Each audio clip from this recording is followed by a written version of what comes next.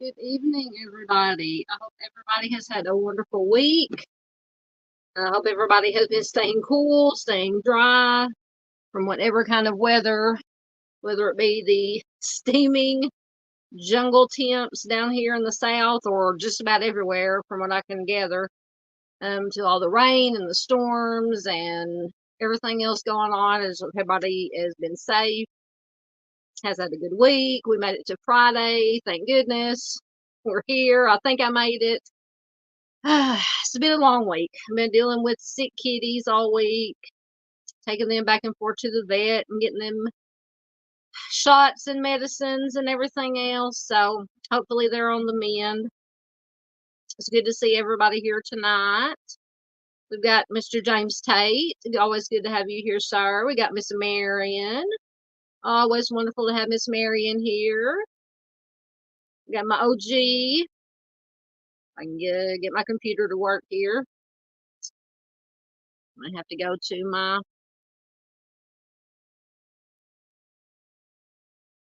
computer may be pooping out on me. Oh, there it is. OG Michigan Wifey's here. Always good to have her here. Hello back to you, James. Michigan Wifey says it is not raining. Let's see if I can get it to come up. There it is. It's not raining, and that's a good thing. So I take it, Michigan, y'all been having a lot of rain. We need some rain here in Arkansas. It's been hot and dry, which is normal for Arkansas this time of year. But the farmers definitely need the rain.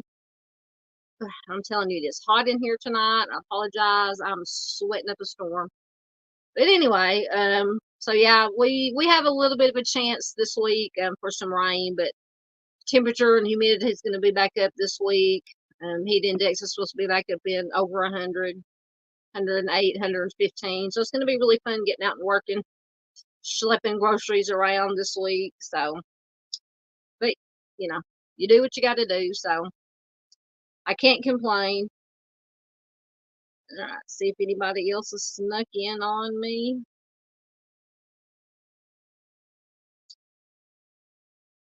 New batch of comments just popped up. My computer, as usual, my farm signal, as usual, is not, there we go, is not a, there's Miss Barbara Hall.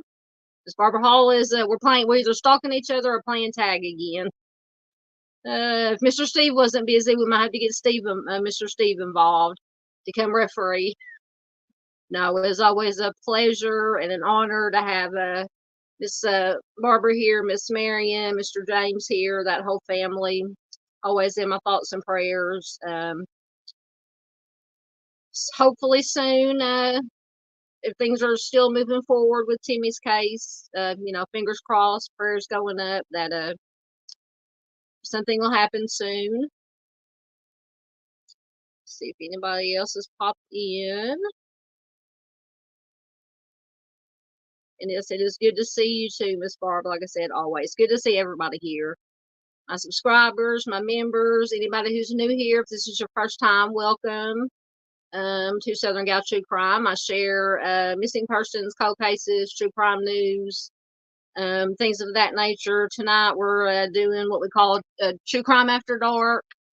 I've got I always have a lot of missing persons to share with you. A little bit of true crime news stories that I find on the Google machine to share with you guys, just to get these cases out there, these names out there, these missing out there, so that they are never forgotten. That's the whole point of my channel, is to keep awareness, bring awareness to all these cases.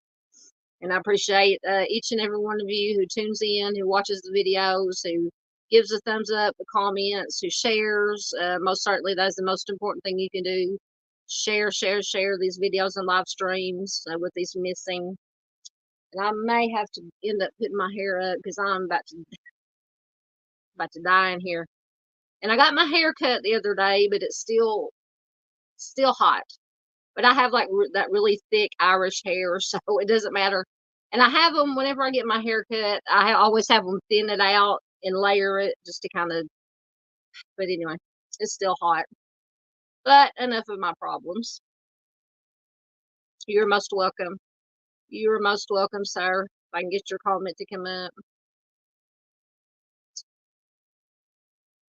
It's going to come up or not. I'm going to have to go to my phone. Yep, my computer went out on me. All right, let me find pardon me for leaning into the, oh, it's up there. Mr. James says, thank you so much for everything you do for everyone. Thank you. Absolutely. Not just me. I'm going to get down. I saw, our Out on the Prowl, Dave was checking in. Dave does an excellent job. Arctic Fox True Crime does an excellent job. Mind of Monsters. Just so many good, wonderful community of you guys and creators. That a lot of us work, together in conjunction with each other to get these as many missing shared out there as we can. And hopefully, between us, we can get, unfortunately, there's no way we can ever get all of them. But we try to, we all do our best to get as many out there as we can. Like I said, we thank you, James and Miss Mary and Miss Barbara, everybody who shares anywhere and everywhere you can. That is a tremendous help to get these cases to reach as many people as possible. Yep, just like thank you, Miss Marion says, liked and shared and liked to the groups. Thank you so much. Absolutely. Still trying to working off my phone right now. I'm still trying to get my there's Dave. I knew I saw him. He's probably checking in. Hey Dave, how are you doing? Always good to see. Please check out Dave Out on the Prowl. I don't know if I have anybody with a wrench in here right now. I know Dave has a wrench, but he's probably driving. But you can go to the homepage of my channel and scroll down to the Visit Our Friends section, and all the links to all our fellow creators and friends are there. And Dave's channel, link to his channel, is most definitely there. So please do. Now, you have to either be a night owl or an early bird to catch Dave live, which I highly encourage you to do if you can. But if not, please do check out Be on Replay Crew for Dave's live streams. You will not regret it. He does excellent work bringing stories from the news. He started getting in cold cases. So he's brought some cases to my attention that I'd never heard of before, like the Trini, how do I get her last name right? Gibson, Trini Gibson case. Forgive me if I got the last name wrong. I know it's Trini. But he's been covering that case a lot. Very, very interesting case. Very bizarre case. Yeah, so if you haven't looked into that case, like I said, be sure to check out Dave. I believe the last one he did. I'm sorry, I'm just sweating up a storm here. The last live stream he did, or I think it was part 2 of the Trini case. So please do check him out. Let's see. What are his other? There it is. Yep. Dave is checking in before work. You be careful out there driving and listening. Dave always says he's driving and listening. Absolutely, always. Justice for Timmy D's. You see, I have my little scroll down there. I've got Justice for Timmy D's, Justice for Durante, share Shannon's story, Shannon Collins' story. There have been. I'm going to have to do a separate video because there have been a lot of. Sorry, I got sweat my eye. A lot of things that they have been, and I believe if I get my StreamYard to come back up. Hold on 1 second. I'll try not to put this into a dumpster fire here.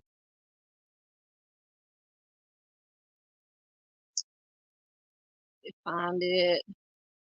This is the Share Shannon Story Facebook page. If you have not heard Shannon's story, his case, please do check it out. Everything, all the factual information that you need can be found on that page, on the Facebook page. But I've noticed in their last few posts, there's a certain organization, and anybody who's been following this case knows what I'm talking about. A certain organization that's supposed to be a, let's just say, uh, air quotes, a godly organization that has been, and maybe some officials that have been trying to possibly stymie the case a little bit. So I'm going to do. Sorry, I'm having to. My glasses are sliding off my nose. Um, do a separate video to get everybody update to get everybody caught up on that. But yeah, it's just it's encouraging that it's maybe the case is hopefully moving forward. Um, but then again, with all these posts that they've been sharing lately, it's just disheartening to say the least. But anyway,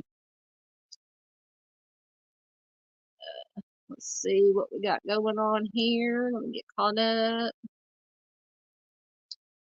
Miss Barbara's still praying, absolutely. Yep, absolutely. Most definitely justice for Timmy D's. Trying to go through these comments without accidentally hitting the end stream button and ending the stream before we're even getting into the important stuff here.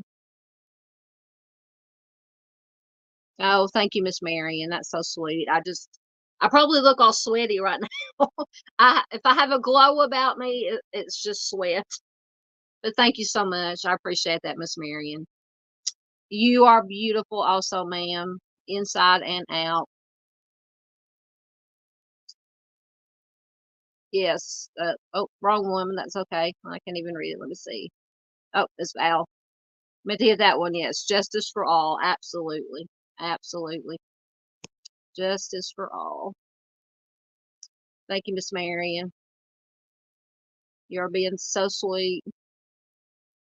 You're most welcome, ma'am, always. Miss Marion says thank you for all the hard work that you do and supporting the families and putting our stories out there. Yes, ma'am. That's why I'm here. That's why we're all here. That is, yes, that is the motto. Share, share, share, share. I'm glad. We are all glad to be stuck with you, Miss Barbara. Miss Barbara says we're family. You're all stuck with me now. I am blessed to be stuck with you, Miss Mary and Mr. James, all my wonderful Michigan wifey, everybody that's here, Dave, everybody. Yes, you're wonderful, wonderful. I couldn't ask for a better, what do they call it, a YouTube family. I don't call it a true crime family, advocate family. Advocate family, share, share, share family, whatever you want to call us, that's what we are. Yep, Dave said he'll be listening in the car. You are all awesome. You are awesome too, my friend Dave. Our friend Dave is awesome. Yep, Miss Marion says she's stuck with all of us. Absolutely. Absolutely. You're welcome, Dave. Thank you, Miss Marion. It's very sweet. There's Michelle C. Hey Michelle, how are you, my dear? Always good to have you here. I think I'm gonna have to 1 second, close out my StreamYard and start it on my computer. And let's see if I can get him back up. Welcome, Michelle C. Wonderful friend, wonderful mod. Oh, there's Miranda. Hello, Miranda. We've been so worried about you, my dear. I hope you're doing well. Thoughts, prayers, good vibes have been with you, most certainly, Miranda. Absolutely. Don't be sorry. You're not late, honey. We're just, oh, thank you. Miranda Lee. Oh, I get to do my moo cow. Miranda Lee has been a member for 2 months. Thank you, Miranda. Hold on. Let me find my moo cow. Oh, try not to put us into a dumpster fire. Here we go.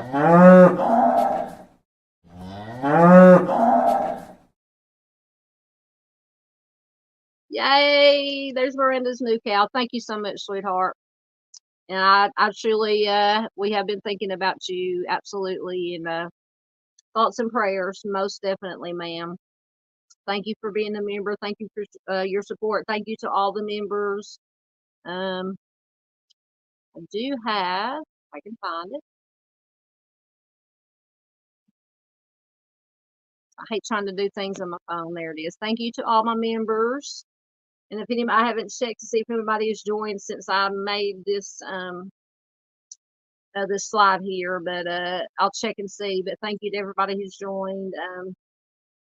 Members, subscribers, just anybody. It doesn't even have to be a member, subscriber. Anybody who comes in and, like I said, watches the videos, shares the videos, participates in the live streams, watches replay. I just appreciate you all so much. It means so much to me, and I could not do it without you guys. Most definitely could not. Let's get back to my comments here. I know I'm behind. So thank you once again, Miranda. Yes, she said justice for Timmy D's. Absolutely. Absolutely. Let's see. I know somebody else snuck in. Thank you, Miranda. That's very sweet. That's very sweet. And I saw somebody. Maybe I haven't got down to. Yes. Yes, Miss Brand says, and I'm a red flag for your family too. Also, yes. Miss Marion White carries the red flags for the family for us here. Yep. Miss Marion is always ready with the red flags whenever we're talking about a case or a missing case. Hey, Far, good to have you here all the way from Australia, right? I didn't say New Zealand this time. Good, always good to have you here. And once again, StreamYards. We'll be working off the phone tonight, so I apologize if I'm leaning into the camera. I'll turn my cam off for a minute. That way, you all have to see my big sweaty face in the screen here. Michelle says she is doing good. She's been really deep into. I'm gonna try not to butcher this. Lawan Pena's case from Argentina. I'm gonna have to look into that one. I haven't heard that one. Heard about that one. Most definitely gonna have to look into that. See if anybody else has snuck in on me here. We'll get there's Chris Gideon. Welcome, Chris. Always good to have you here, my friend. Another wonderful friend and mod. People are sneaking in on me here. Yes, absolutely. We are so happy, yes, to see Miranda back. I hope you're doing okay, Miranda. And if anybody has tried to PM me on Discord lately, I know Miranda has sent me a couple of messages a few days ago. I've been trying to get Discord to come up on. I'm gonna have to download the app on my phone so I can get on it. I just have it on my computer right now, but I'm not ignoring you on Discord. I promise. I just have not been able to get it to come up on my computer with my farm signal out here. But I will try to check it as soon as I can. Yep, I got it right. Parky says, "Yep, Aussie," because I think I said the other day New Zealand, but you're an Aussie. And actually, my aunt has very good friends. A married couple, that were from Australia, and they moved here to the States. That's a long time ago. But they still have those the accent, and I love that Aussie accent. I'm telling you. Thank you. Michelle said I said it correctly. Hey, I said something right. I did. For once, I didn't butcher something. I'm so proud of myself. Let's see. Oh, my comments just jumped. Yes, absolutely. Miss Barb says, thank you, Chris Gideon. Thank you for all your hard work. Also, yeah. Yes. And speaking of Discord, I think Chris posts more of my videos for me in my Discord because I try to, when I first started Discord, try to, whenever I would do a video or live stream, I would share it over to my Discord. And Honestly, I don't spend I have so much trouble trying to get it to come up. But I thank Chris Gideon so much. He posts everything I do, basically all my videos, live streams. He puts them over on Discord for me. Um, he does a lot of share. We're in a lot of the same Facebook groups. He does a lot of sharing of my stuff and other creator stuff in the Facebook groups, just like you guys do. So, yes, thank you, Chris, for helping keep my Discord active. I appreciate it very much, sir. Okay, Michelle says, Luan Pena is a 5-year-old that is suspected to have been trafficked about 29 days ago, likely for, okay, yeah, okay, I got you. It is, it is, opened up a lot of information regarding human trafficking in Argentina. I will definitely look into that, Michelle, and I will, do some research on it, see what I can find, and I will get a video put together for that. Absolutely. Thank you for bringing that to my attention. Thank everybody who brings any cases and stuff to my attention, because a lot of times I try to feature like short what I call my little short videos now for the missing and for unsolved cold cases, or it doesn't even have to be a cold case. But I've been trying to get into the Facebook groups and feature a lot of cases of missing persons from the Facebook groups. So anything outside of that, unless I just happen to come across it in my news feed, it comes up on Google or whatever browser I happen to be using. I miss a lot of stuff, so thank you guys. And if you guys ever have any, you can put it on my Facebook page or my Facebook group. Let me find what I'm looking for. That's not the one. There we go. Find the one I'm looking for. Uh, I have the group and the page. Obviously, both Southern Gal True Crime. Please join the group. You can post anything in there, any missing, any cases. You can PM. You can friend me on Facebook. You can PM me any cases. Um, you can also, if I can find the right, there it is. You can also email me, southerngaltruecrime@hotmail.com, any missing or cases that you would like to bring or you think need more awareness, more attention. Please do send it to me. All right, get that down. That's your comment. Oop, down too far.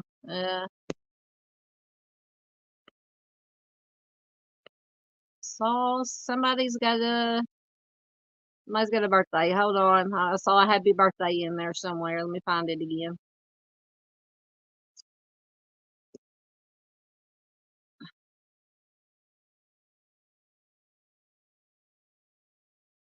Where's that one? Sorry. Oh, Far says Aussie sounds so uneducated when we talk. No, you don't. Oh God, I love that Aussie accent. Love that Aussie accent.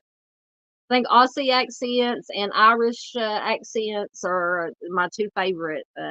Plus that here in America, that like New York, New Jersey. I think Miss Peggy. I can't remember if Miss Peggy or somebody else said that they're from New Jersey or the Bronx or somewhere in New York, and because we were talking about accents on one of the live streams. I know I love that Aussie accent. It does not sound uneducated at all. A lot of people tell me that my Southern accent sounds uneducated, but you know, each to their own. Thank you, Chris. Yes, Chris does an excellent job once again of posting lots of creators sharing in groups and everywhere. Very much appreciated.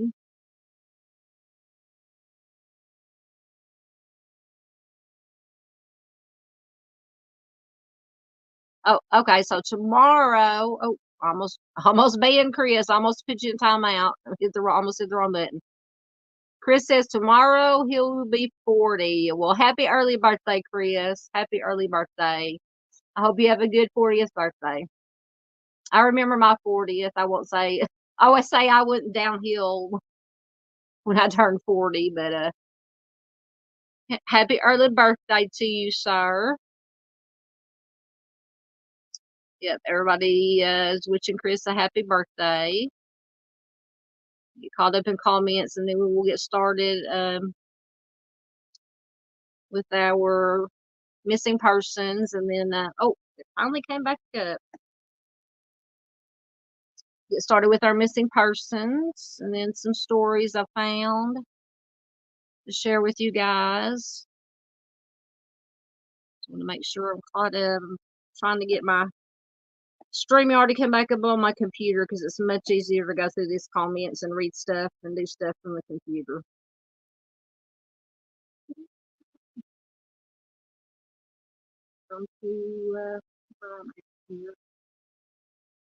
Oh, yeah, it's working. Okay, let me get that down to where I was. Find where I was. Okay, all right.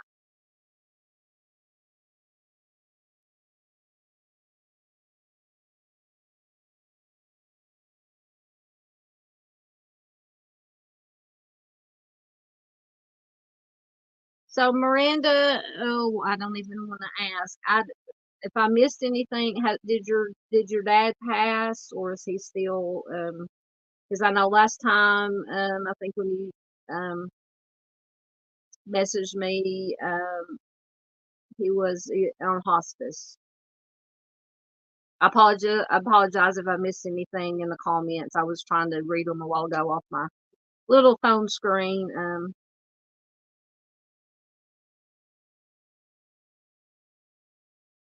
Caught up in comments. Yes, absolutely. We are all praying for Miranda. Absolutely.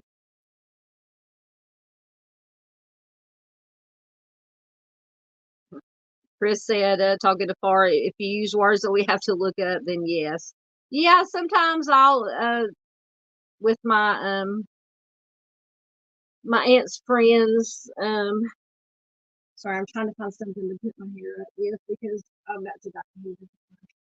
Any other time I would have a scrunchie or something to put my hair up with, but oh well, we're just going to go with it. Anyway, yeah, they'll say a word and I'll have to be like, now, what does that word mean? An Aussie word.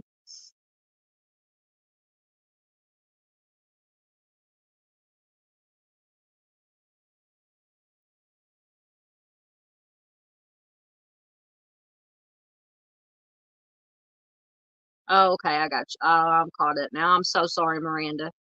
Thoughts and prayers to you, my sweetheart. Feel free if you need to talk on Discord, on Facebook. I don't know if you're on Facebook. You can PM me there on Discord. Email me. Um, any way I can help, sweetheart.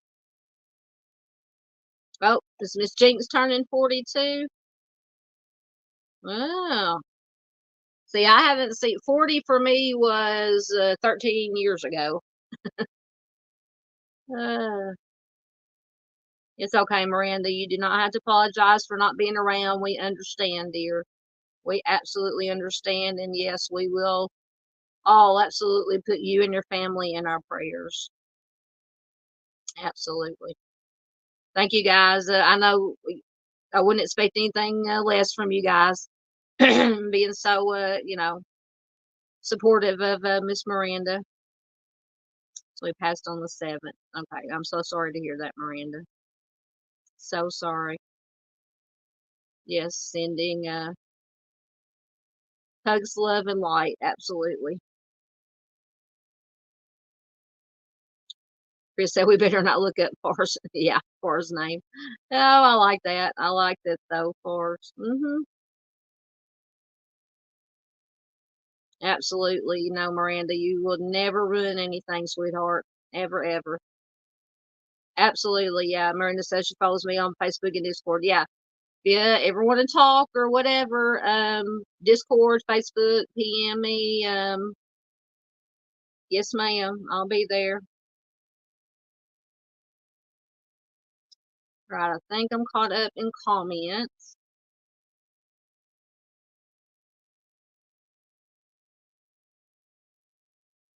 All right, we will get to some missing persons here. Let me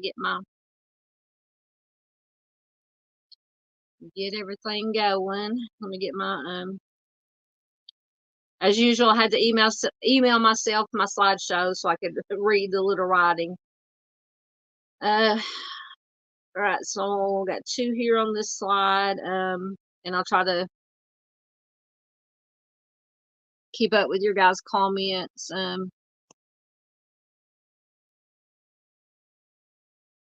Here on the phone as I'm going, so I won't get too far behind. There we go.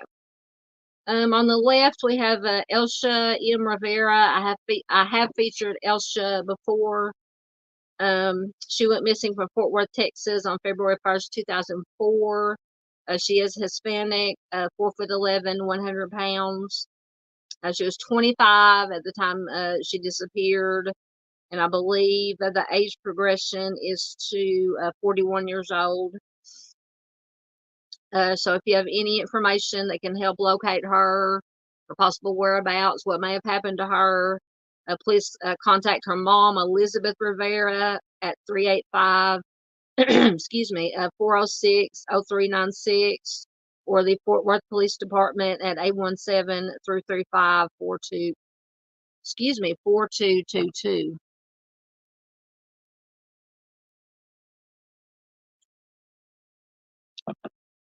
Dave, our owl on the prowl is listening in the car. Thank you, Dave. Be careful driving, feeding the owls. Can you ever get any, well, probably not because it's dark, any pictures of the owls you feed? I still don't understand. I mean, I understand the concept because I think you said you feed the owls, but is it like, where are the owls? Just out in the wild, or is it like a rehab place? Or I'm telling you, Dave, one of these days I'm going to get you on the show on the panel here with me, and if you want to, if you can, explain to us exactly what you do with the owls. Oh yeah, we understand, Dave. Dave says if he doesn't respond, it's because he's driving. Yes, concentrate on your driving, Dave. Absolutely, absolutely. Miranda says, hello, my friend, today. All right. Okay. So back to the missing. I'm on the right. It's not a whole lot of information, and all these missing. Once again, I got from one or more of the many Facebook groups that I'm in. I try to go through the groups and gather as many as I can to fit into a show.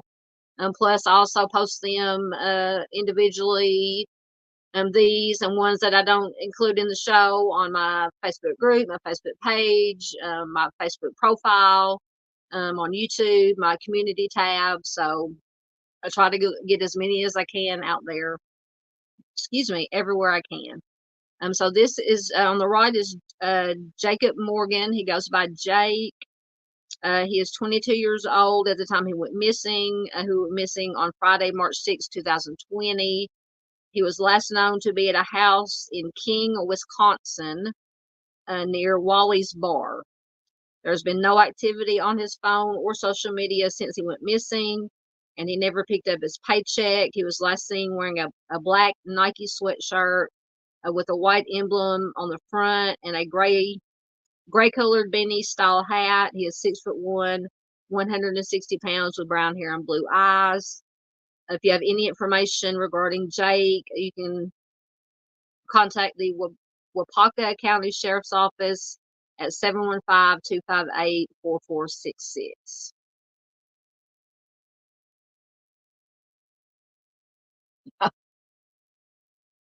Dave says the owls are in his head. Oh goodness, it reminds me of that Pink Floyd song. Instead of the lunatics are in my head, my brain, or the owls in your brain.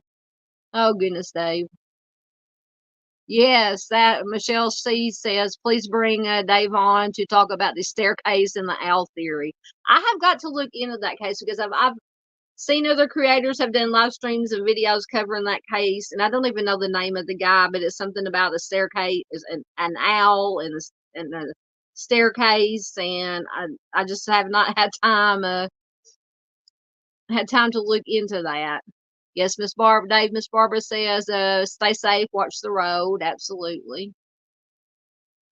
All right.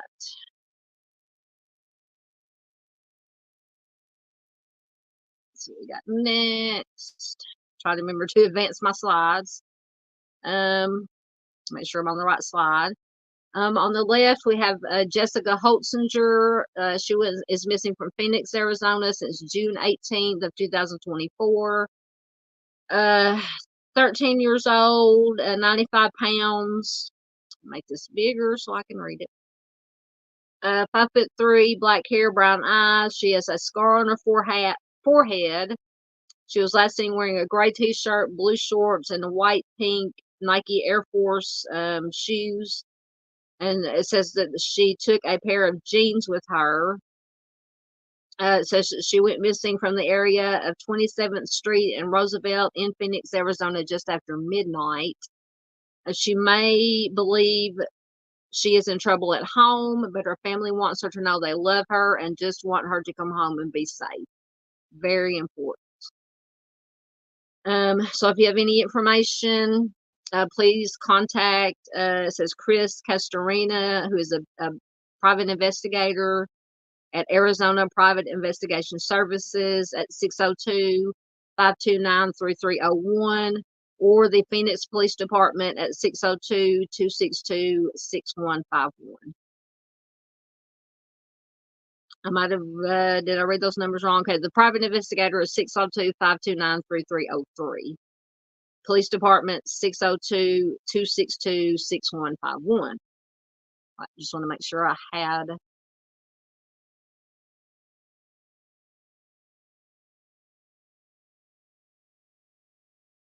Yes, Miss Barbara says, Jacob's sad story shared. I pray he's found soon. Absolutely, Miss Barbara.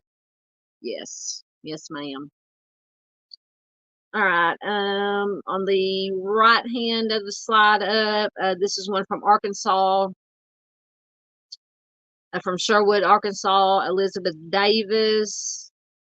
On the left-hand photo, it says is the most recent photo, and the small, slender one there on the right is an image from the school surveillance CCTV. Elizabeth is 5'3", 175 pounds, purple brown hair, green eyes. Last seen wearing a black and white shirt, jeans, and black sandals. Does it tell how old she is? She was last seen, she left Sylvan Hills Junior High School with a group of juveniles on July 10th of 2024 at approximately 3 p.m. She entered an unknown vehicle. That's always scary. They talk about entering unknown vehicles, and she left the area.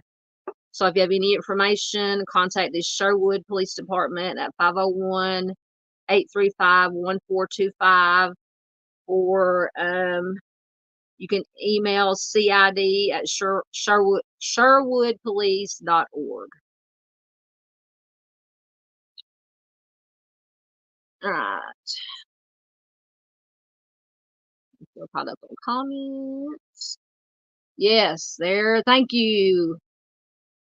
Our red flag family member. Yes. Miss Marion's got red flags. Chris has got red flags on Jake and Elsha. Yes. Yeah. Absolutely. Lots and lots of red flags. All right. Make sure I'm on the right slides here. Okay.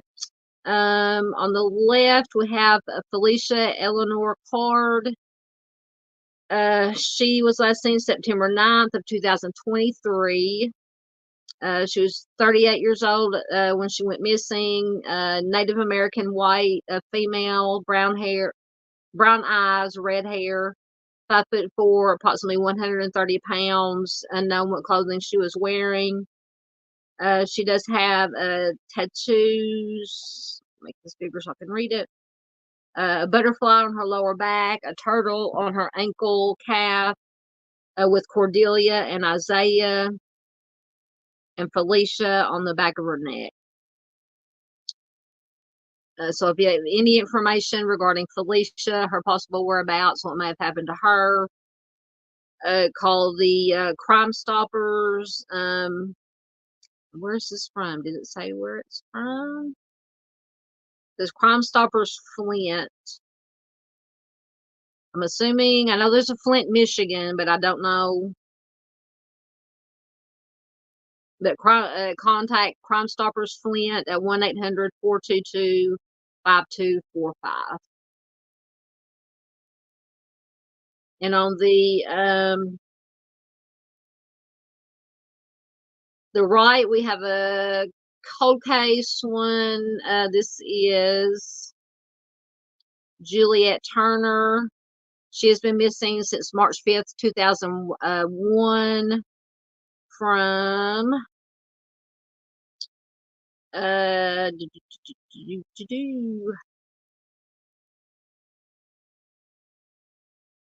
from Michigan, I believe.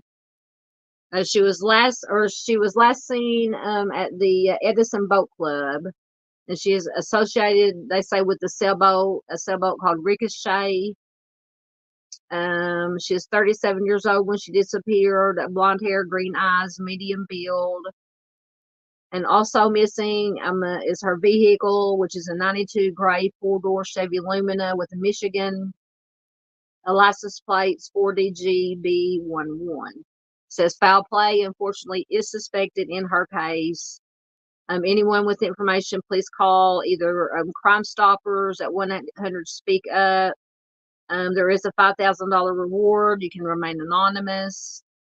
You can call the Violent Crimes Task Force at 1-800-752-1121. Ask for Sergeant J.R. Irons, or you can email justiceforjuliet@aol.com. Oh, we got red flags everywhere. Chris has got more red flags. Miss Marian's got more red flags. Yes, James says lots of red flags going up. Absolutely. Unfortunately, in most of these missing cases, there are always red flags. All right. Next, we have on the left, we have Katrina Williams, and not a lot of information.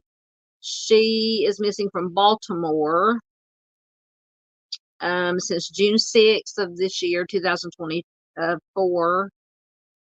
It's basically all the information. This is the only, I think, I got this flyer from one of the Facebook groups, and I could not find another flyer for her, unfortunately, with more information. It does have a picture of her.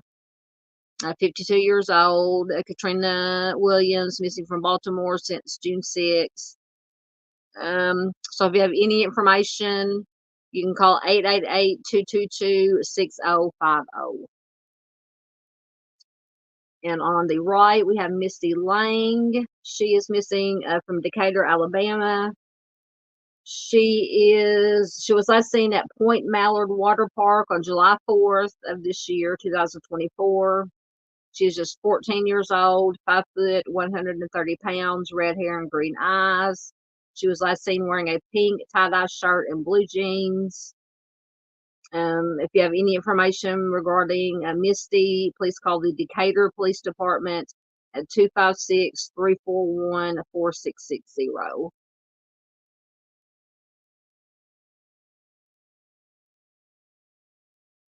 Miss Barbara's talking about everybody with the red flags. Yeah, we love we'll call them the red flag duo, the red flag crew. Maybe that's what we should call ourselves, the red flag crew. Got the red flag crew going. All right. Next we have on the left Joseph Tyler Dunlop. Apparently his nickname is Joey. This is another cold case missing. Oh, maybe not. No, never mind. It's not. This is date of birth. Date of birth is May 13th, 1990. 34 years old. Blue eyes, brown blonde hair, approximately 5'7" tall. Doesn't have a weight. Says he has a tattoo on his right arm of a cross and side torso. He was last seen June 17th of this year, 2024, leaving, once again, I don't know where this is from. It says leaving Grand Oaks Apartments. No, leaving Grand Oaks apartment to Interstate 16 in a turquoise Ford Ranger. Please contact Chatham. If anybody knows where this one's from, says please contact Chatham County Police Department or Catherine Dunlop at 912-650-9699. So unless I just overlooked some of these flyers or don't have a lot of information, but at least we're getting their faces out there, their names, their descriptions. So we'll take what we can get. Any little bit helps. All right, I'm gonna have to blow this one out really big to see the one on the right. This is on the right, Brandon Richard, Richart, the Anoka, and this is from Minnesota, right at the top of the side. Minnesota Crime Alert Network. The Anoka Police Department is looking for assistance in locating a missing person. Brandon Richard, 41 years old, white male, 5'11", 190 pounds, brown eyes, short cut, brown gray hair with a receding hairline, what they call a widow's peak. A green army tank is tattooed on one of his arms. It says if seen, please call the Anoka County Dispatch at 763-427-1212. See if there's any additional information.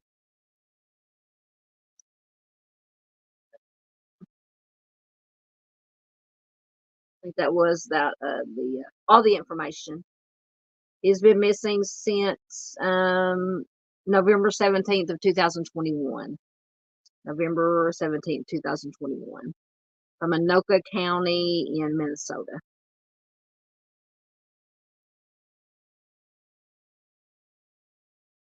Get caught up in your comments. Miss Marion says something sounds great. Are you talking about the name, the Red Flag Crew?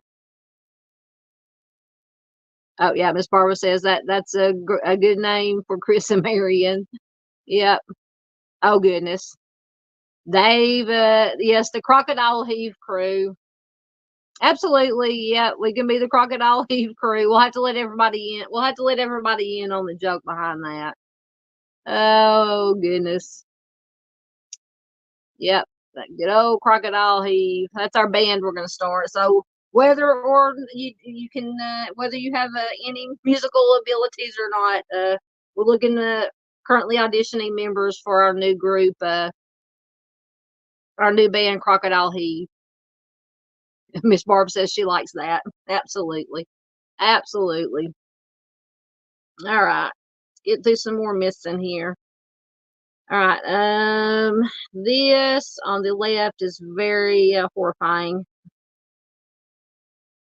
Child abduction, 2 victims, 1 suspect. The very left is Athena Lee, age 4. The middle is Mateo Lee, age 2. Those are the victims.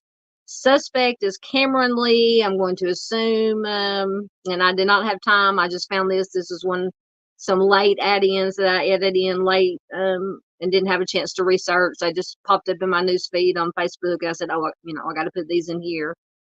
Cameron Lee, 38. They are missing, all missing, or children, assuming he abducted his children from Sacramento, California. It says officers went to their residence on Didcot Circle at approximately 7:30 p.m. July 8th for a medical call. When they arrived, they found the mother deceased. The children and the father could not be located.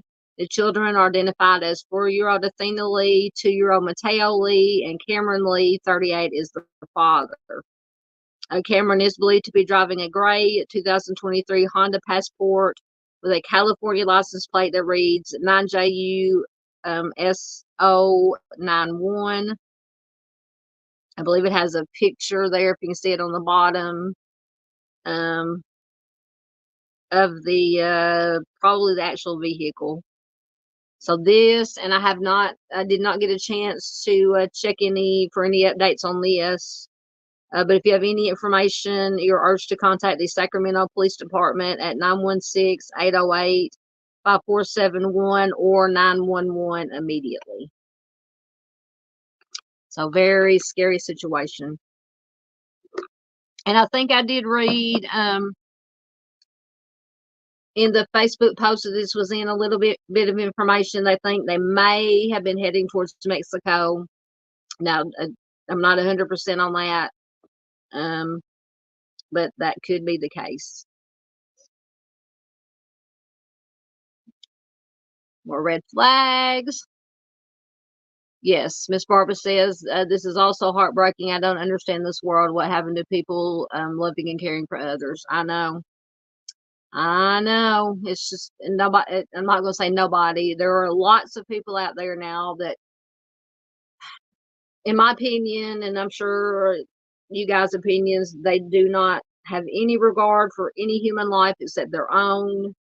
No empathy for others. No, I mean, it's just what they want. They're going to get it, do whatever they want to, regardless of who it hurts, whether it be a stranger or family members or both. And it's just, we got to pray. We got to pray, or whatever you do, whatever higher power you believe in, or whatever, we just have to,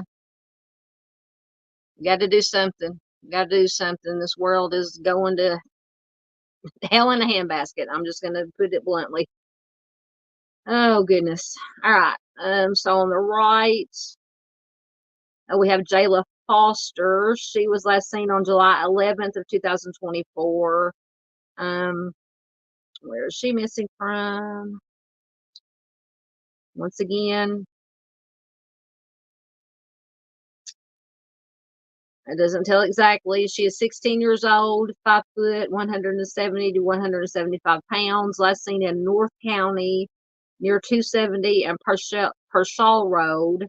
She may be wearing pink Crocs, black leggings, a red shirt, and black hoodie. If you know of her whereabouts, you can call Robin Hayes, who's her grandmother, at 314-323-4796. Or the North County Police at 314-615-4297. Once again, I'm unsure even what state this is from. So if anybody knows, let me know.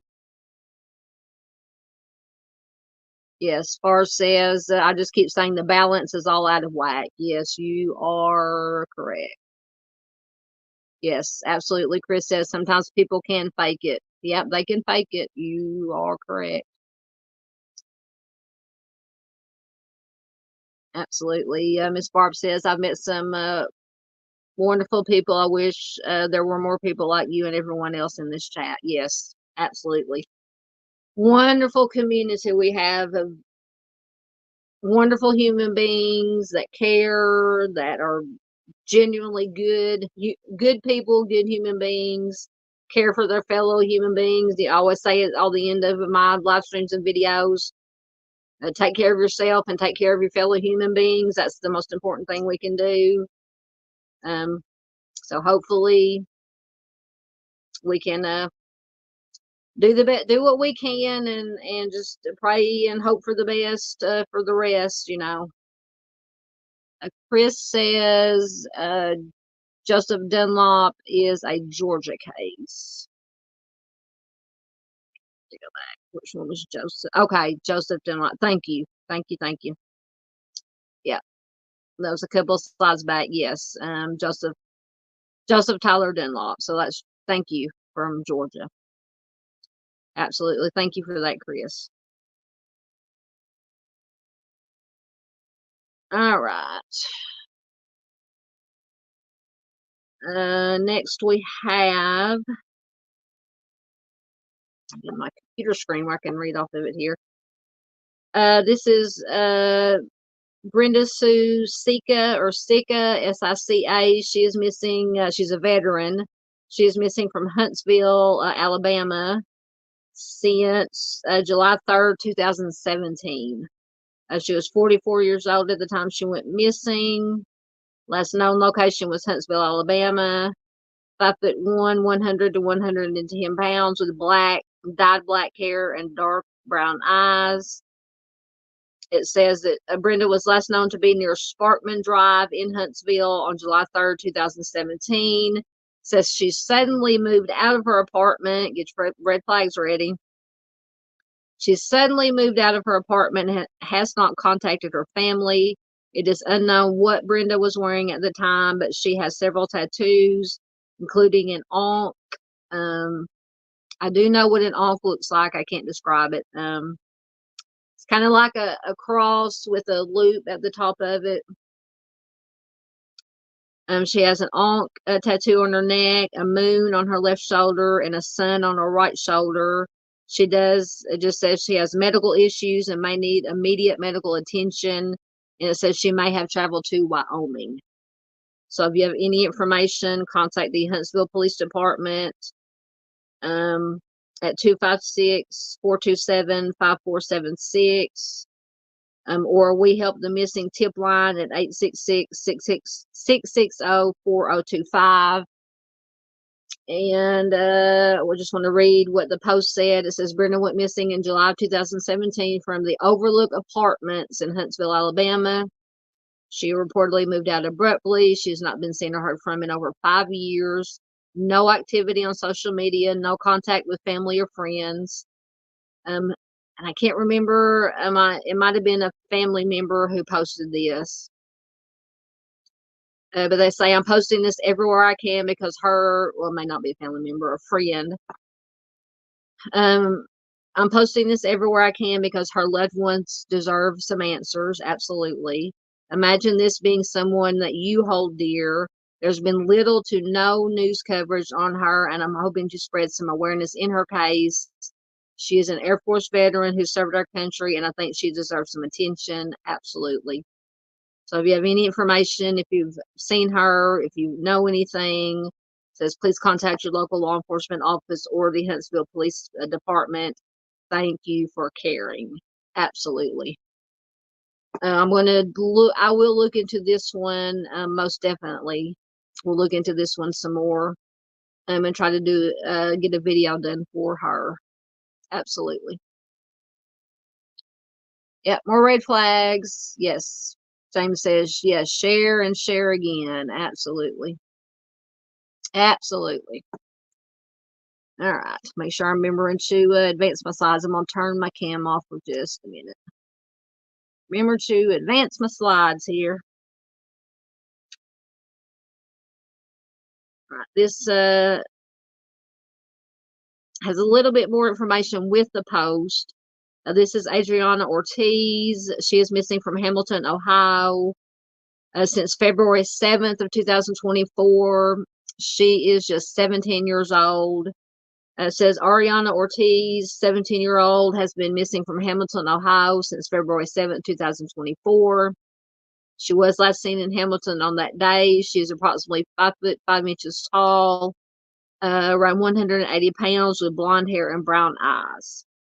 If you have any information about her whereabouts, please contact the Hamilton Police Department at 513-785-1300 or the Doc Ellis Foundation tip line at 888-822. It's got some extra numbers there. I'm assuming maybe 2605 or 6050. I will call the police department or 911. You always resort to 911. They can get you in touch with the proper authorities.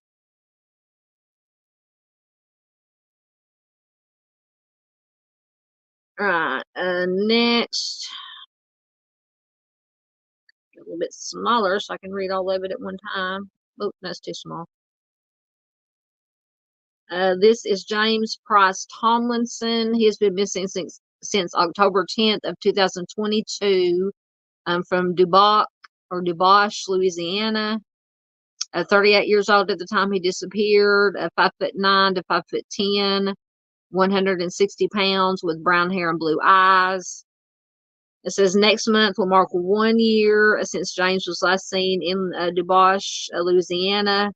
Sadly, once again, his case has not gained much news coverage. He has several different tattoos. On the left side of his chest are the names Candlestick and Jack with rolling dice and the SpongeBob character, as well as others that are not listed in his NamUs file. But it does mention all are done with black ink. If you know anything about his disappearance, please contact the Lincoln Parish Sheriff's Office, State of Louisiana, at 318-251-5111 and ask for Detective D. Pinnell. So I included 4 pictures of him there. Because it kind of looks different in all the pictures. So I wanted to include all of them instead of just one. Some over there, he has shorter hair, facial hair. There's one there, he's got a little bit longer hair. There's one with has very shorter hair. So I just wanted to include all of them. All right. Next, we have David R. Graham. David was last seen on or near the northwest side of Indianapolis, Indiana, on August 25th, 2018. The vehicle he was driving has since been located. David's family reports that the keys were found inside the vehicle and a half-eaten sandwich was in the car. He's a black male, 5'11", 210 pounds. If you have any information, please contact Indianapolis Metro Police Department at 317-327-6160. I think all the information on the right is the same. It gives the case number and the Detective James Button. You can also call Crime Stoppers of Central Indiana at 317-262-TIPS, which is 8477, or www.crimetips.org. See, I think somebody, hey there, welcome John Paul Hanson Music. Hello, Southern Gal True Crime. Hello back to you. Welcome. Good to have you back. As always, good to see you.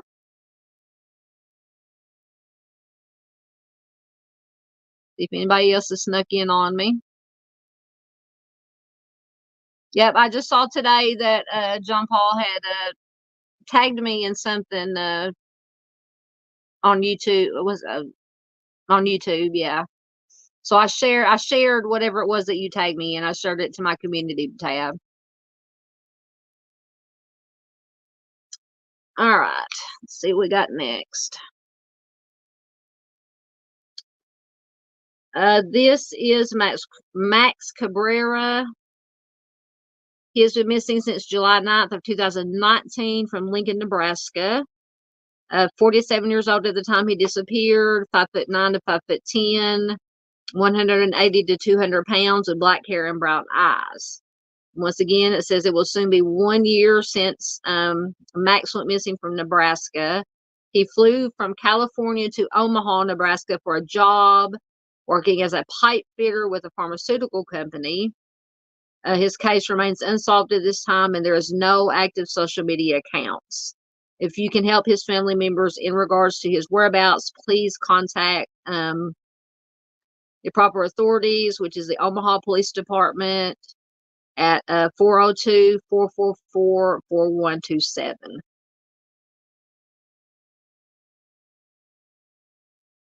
I always forget to turn my cam back on. Hey, everybody, I'm back. All right. And I'm definitely going to look into this one more and do a video. This is baby Ember. She went missing at 6 months old. She's been missing from Happy Valley, California since July 2nd of 2015. There is a $10,000 reward, up to $10,000 for information leading to the arrest and or conviction of the suspect or suspects. So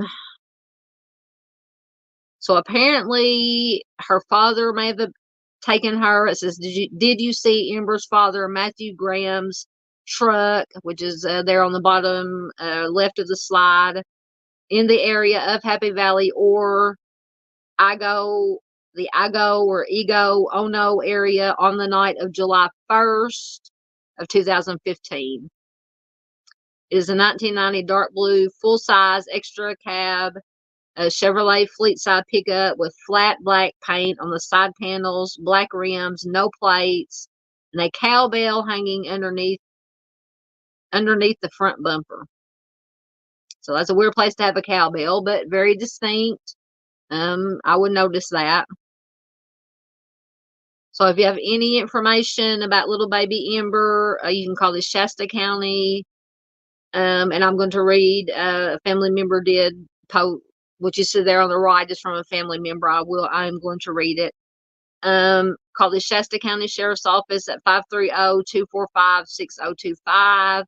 Or you can call the NorCal Alliance for the Missing Anonymous Tip Line at 530-378-4491. So on the right-hand side, I didn't include the name, but it was baby Ember's mother. And it says, July 1st, 2015 was a normal day. I kissed my baby girl goodbye, told her I loved her, and I would see her tomorrow. But tomorrow never came. I woke up to a phone call in the early morning hours of July 2nd that changed our lives forever. The rest of the world kept turning, but mine was perpetually frozen and has been since that day. 9 years has felt like an eternity, but the fear and gut-wrenching heartache is as fresh as today. 9 whole years without answers for Ember has been absolute hell on earth. I can't imagine. I need to know where my child is. Her case has become cold, just like so many others here in Shasta County. I will never stop fighting for answers to my daughter's disappearance. Someone knows something. Babies do not just disappear. Absolutely. She says, Ember, I love you with all my heart, honey. I made you a promise that I will never break. We will find you, and we will get the justice that you deserve. Breaks my heart. Breaks my heart. So like I said, I will definitely do some more research on this one and put together a video to upload. Most definitely. Let's see, make sure I'm caught up in comments. Chris said the Brenda Sika case is red flag because it sounds like others from that area. Are there other ones from that area? I'll have to look into that one, most definitely.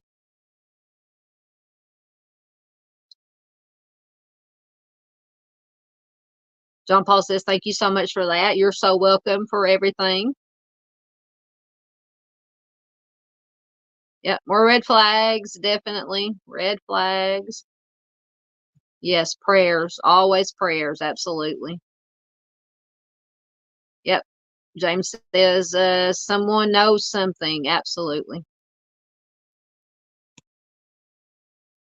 Thank you so much for sharing. Thank you so much. Okay, Chris says he knows what the Doc Ellis Foundation does. You'll have to, yeah, I just noticed a lot of their flyers were put up in the Facebook groups. You'll have to PM me on Facebook and let me know. Because I'd never heard of the Doc Ellis Foundation until I started seeing those flyers. Absolutely. Praying for their families. Justice for all.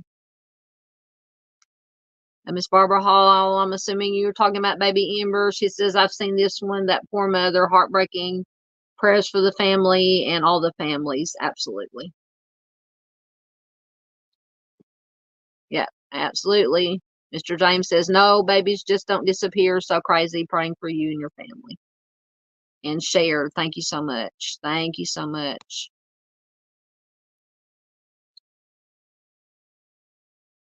There's Miss PJ lighting their way home. Hello, Miss PJ. Welcome. Good to have you here.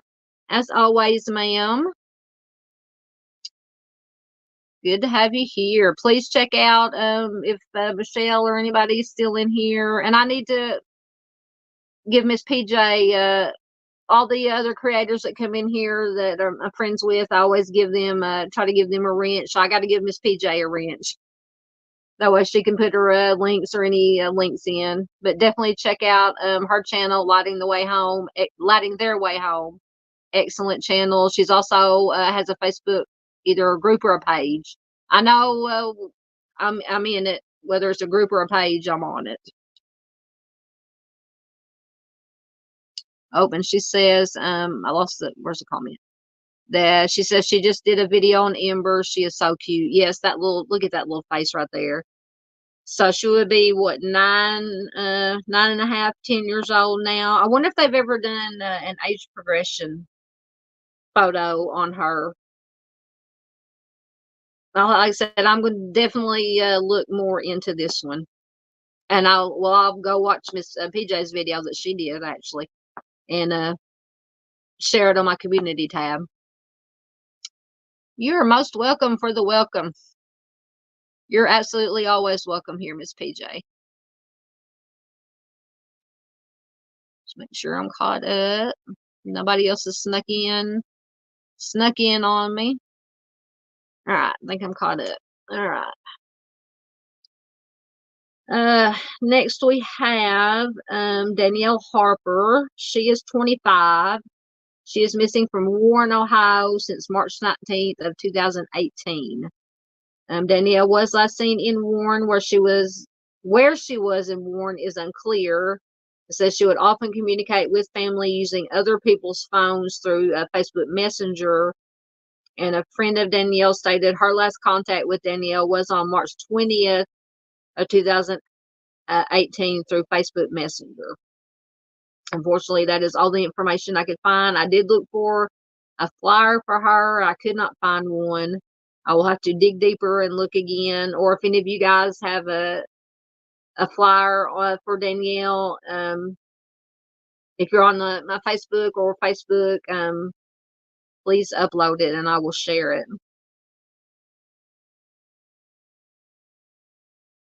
All right.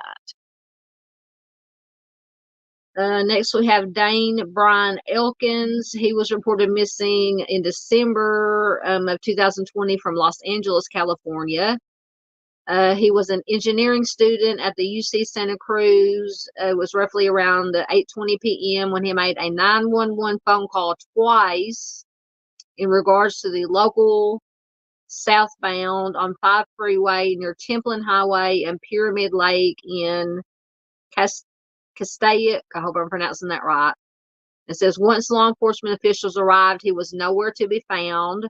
His vehicle was still running with flat tires, as in more than one tire, which is red flaggy to me, unless he just happened to run over something in the roadway, road gators or something that flattened more than one tire. And his cell phone, wallet, and laptop were left inside. Red flaggy to me that he didn't at least take his cell phone and his wallet with him. I can understand maybe leaving the laptop, but I would definitely have my cell phone in my wallet, purse, whatever I'm carrying.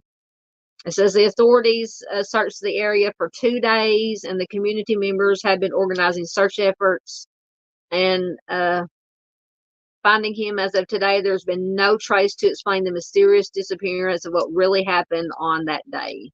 That's very, very strange, very disturbing, obviously.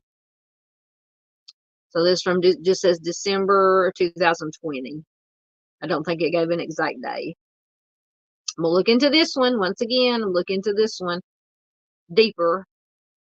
So if you have any information, call the LAPD Missing Persons Unit at 213-996-1800 or the LAPD 24/7 hotline, which is 877-527-3246. Yes, Chris says baby Ember's case is one that has saddened me. Absolutely, yes. I say it all the time on here. All these missing and cold cases, homicide cases get to me, but when it comes to children, babies, and the elderly, or anybody with some kind of mental handicap, it hits me harder. It just tears me up. Yes, that's what I was thinking. Miss Barbara says, sounds like Dane may have been kidnapped. Yeah, because especially what gets me with this is it says flat tires, meaning more than one, so it could be 2, 3, or all of them. So that is strange. Like I said, unless there was just something in the road that he ran over that would have flattened more than one tire. But what are the odds of that? I mean, I know it happens, but I would put it as probable but not plausible. I mean, possible but not probable. He left cell phone, wallet, laptop. I could understand, like I said, maybe not taking the laptop, but definitely taking the cell phone. I'm definitely taking the wallet or purse, or my little clutch purse that I have that I carry. Which I actually have a thing I made when I used to make jewelry and things of that nature. It's like a stretch bracelet that I attach my key fob to, and I also I have like a little wallet, a clutch purse thing. It's a Vera Bradley. And I attach all it together. I just put it on my wrist and it stays on my wrist. So I have my car key fob and my little clutch thing, wallet thing that has my ID, debit card, money, everything I need. And it's always there with me. I'm not leaving the car without it. Most definitely, I'm definitely not leaving the car without my cell phone. So yeah, very, very, very red flaggy to me. Absolutely. Hey, Paula Fitzhenry, good to see you, my dear. Always good to have Miss Paula here. Welcome. See if anybody else snuck in. Absolutely. Chris says he'll invite a lady who works for the Doc Ellis Foundation to your Facebook group. Absolutely. Absolutely. Anybody who does good work like that, yes. It is nice to see you too, Miss Paula. I was just thinking about you. I'm like, I hadn't seen Miss Paula yet. But I know people are busy sometimes. And all right, let's see what we have next. And I have featured Luis before. This is in Arkansas missing. Luis Davia. He has been missing since March 29th of 2021 from Little Rock. The FBI office in Little Rock, Arkansas, has been trying to locate Luis. He left on March 29th, 2021 to travel to Mexico to visit his girlfriend. He has never been seen since that day. He was driving a silver Nissan Maxima 2016 with Arkansas license plate 936 VET. According to his case file, the FBI believes he could possibly be a victim, a kidnapping victim. So we're talking about in the other one, Dane's case. Is it Dane? Yes, Dane's case, a possible kidnapping. This one, the FBI says could be a possible kidnapping also. So if you have any information on Luis, you can call the FBI at 1-800-CALL-FBI, or you could submit tips online at tips.fbi.gov. Just making sure I'm staying caught up in comments. All right. Next we have Harley Johnson. The National Center for Missing and Exploited Children is seeking the public's assistance in locating missing 15-year-old Harley Johnson. In the early hours of July 8th of 2024, Harley went missing from her home in Talbot, Tennessee. Authorities believe that Harley is in the company of an adult male. It always terrifies me when that. And they are urging anyone with additional information on her whereabouts to please come forward. Absolutely. If you see something, say something. If you know something, say something. Harley's family is extremely worried for her well-being and want nothing more than to bring her home safely. Police say that Harley may be in the Jefferson County, Hamlin County, or Knoxville, Tennessee area. She is described as 4'11", 175 pounds, with blue eyes and blonde hair. If you have any information about Harley or her disappearance, please contact NCMEC at 1-800-THE-LOST or the Hamlin County Sheriff's Office at 423-586-3781.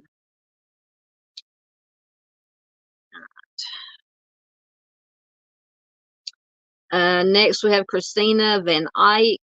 I hope I'm pronouncing that right. Or Eyck or Ike, E-Y-C-K-E. She's been missing since June 20th of 2024 from Spokane Valley, Washington. She is just 13 years old. She's been missing. She does go by the nickname of River. And it says, sadly, once again, no news affiliates has picked up on her case. So please, when this live stream ends, or you can share it out now, the live link, share. I know you guys do. You're so good at doing that. But yeah, especially for these cases of these kids, these teenagers that news media doesn't, not even local news media puts out the information. It just infuriates me. If you know anything about her whereabouts, please contact the Spokane Police Department at 509-456-2233 or NCMEC at 1-800-THE-LOST.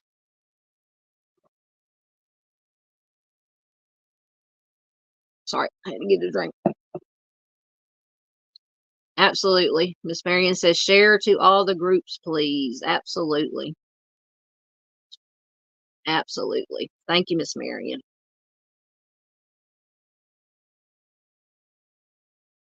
All right. Now I do have, now we're getting into some that I have articles for. I found, searched the Google machine and found some news articles. This is Elizabeth Gonzalez. One second. I feel like my voice is leaving me.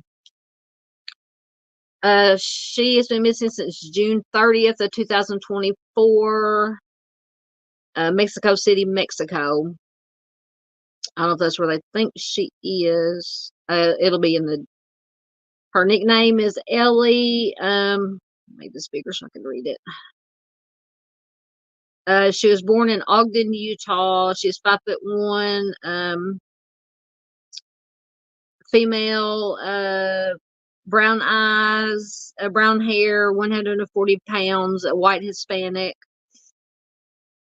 So she's visiting relatives. So Elizabeth Gonzalez was visiting relatives in Mexico City, Mexico, when she disappeared on June 30th, 2024. She was last seen wearing dark blue jeans, a black hoodie, and black and white Vans. And I believe this is the one where they have the video footage that she may have been persuaded or lured into a car by an adult. It'll be in the article when I read it. So if you have any information concerning Ellie, please contact the FBI Salt Lake City field office at 801-479-1400. You may also contact your local FBI office or the tip line at tips.fbi.gov. And let me bring up, go back over, let's figure out where I'm at here before I send us into a dumpster fire.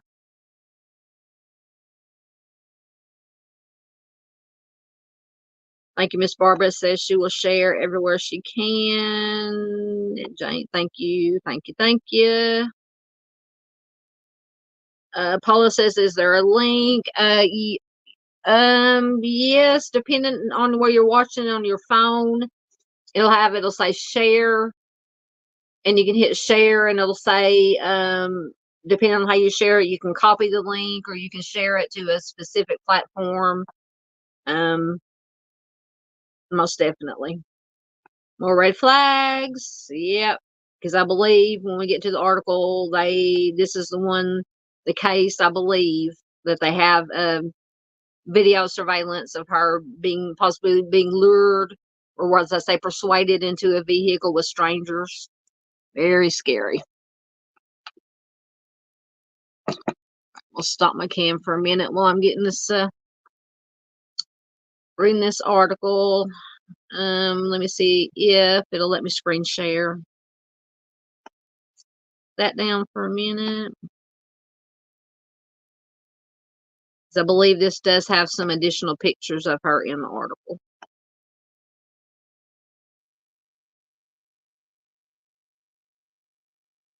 See if it'll come up.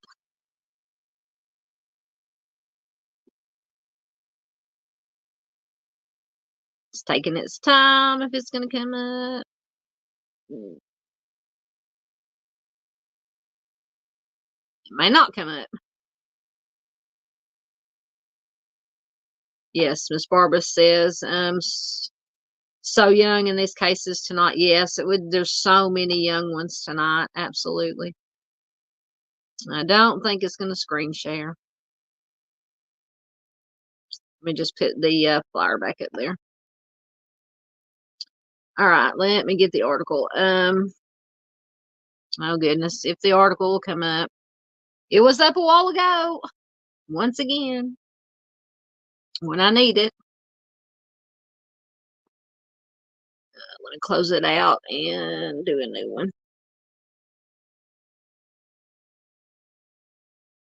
And maybe it'll let me screen share if the article will come up.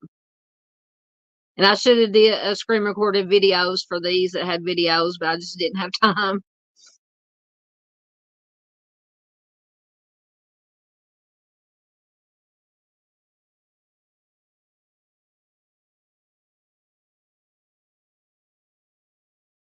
Yeah, James says also, yes, they are very young. They're very young. Don't people talk about bad people anymore? Yes, I wish we didn't have to talk about bad people. Absolutely. All right, let me try one more time since it came up to see if I can get it to screen share.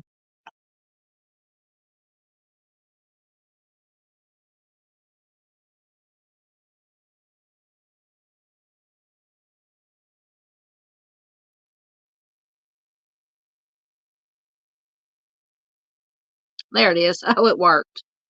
Hallelujah. All right, there we go. Because I want you guys to see the pictures. So this is from ABC News. Search underway, and it is from July 11th, which is today or yesterday. A search underway for 14-year-old Utah girl missing in Mexico.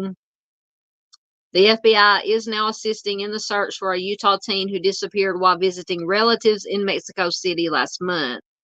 Elizabeth Ellie Gonzalez, 14, was last seen on June 30th in the San Juan I'm butcher this, San Juan Tilahuaca neighborhood, according to Mexico City authorities. Although her current whereabouts are unknown, investigators believe she is still in Mexico, according to the FBI. And there is another picture of her, beautiful little girl. I believe it has several pictures. There's another picture of her. Authorities have seen video. They say shows an adult manipulated Gonzalez to get into a taxi. FBI Special Agent Hymas told Salt Lake City ABC affiliate, and she has not been seen since. An Amber Alert was activated for Gonzalez on July 1st, Mexico City authorities said. Gonzalez was wearing dark blue jeans, a black hoodie, and a black and white Vans shoes when she was last seen. She is 5'1", 140 pounds, with brown eyes and brown hair. And there's another picture of her. Gonzalez's mother, Alma Soreka, said she had spoken to her daughter the morning that she went missing. Later that day, she received a call from her family saying Gonzalez had walked to a nearby store for a soda and never returned home. The FBI is asking anyone with information to call its Salt Lake City field office at 801-579-1400. You can also contact your local FBI office or the nearest U.S. embassy or consulate. Or once again, submit tips online at tips.fbi.gov. So stop sharing that and put the flyer back up there.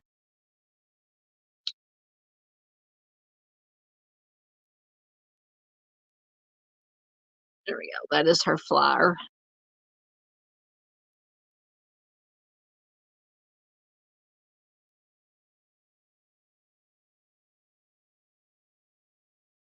Paula asked, I can't post it in the chat right now. Hold on, maybe I can. I don't know if there's anybody here who has a wrench that can do it. I don't know if Michelle is still here. Hold on one. Well, I'm afraid if I try to do it, if you can't do it now, Paula, you can definitely do it when it's over. There will be a link. It'll say share, and you can just copy and paste it. Or sometimes if you click on share, it'll say if you want to share it to Facebook or whatever platform. Okay, Miss Barbara said, okay, it says, I think James is saying that parents need to have a talk with their kids about bad people. Absolutely. Absolutely. Oh, okay. Paula is talking about the link to the article. Are you talking about the one for this one? Yes, I can post. I think I can do that. Copy. Go back over here. All right. Paste. See if it comes up. Yeah. Okay, Paul, if that's what you're talking about, there's the link to the article I just read about Elizabeth Gonzalez. I thought you were talking about the link. I'm sorry. I thought you were talking about the link to the live stream. But that is the link to the article that I just read about Elizabeth.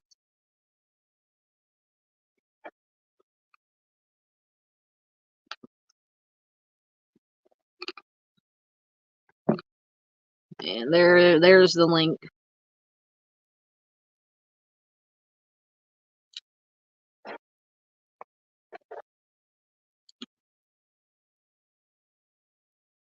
All right. Let's see what we got next. Turn my camera back on. I'm back. All right. This is regarding a Brenda Lambert case. I did find this. Madison. Can't remember the last name. Either Stevens or Kennedy posted it. But I should have been getting the article loading. But there's a petition from change.org. As you see there, urged the Mercer County prosecutor to renew efforts with Brenda Lambert's case. And I will read her information from the slide while I'm waiting for the article to come up. But Brenda was last seen on July 26, 1992 in Bluewell, West Virginia. She was 22 years old when she went missing. She's a white female, 5'2", 110 pounds, black hair, shoulder length curly, blue eyes. She was last seen on the night of her son's first birthday. The clothing she was wearing when last seen was still in her house. So that is odd. Red flags. And it says she just vanished, and so did her friend 5 months later. So I'm going to have to find out who the friend was. If anybody knows about this case that's here now, please comment or in chat, or if you're watching replay, leave me a comment. But I will look into this more. Let me see if my article is coming up. Not yet.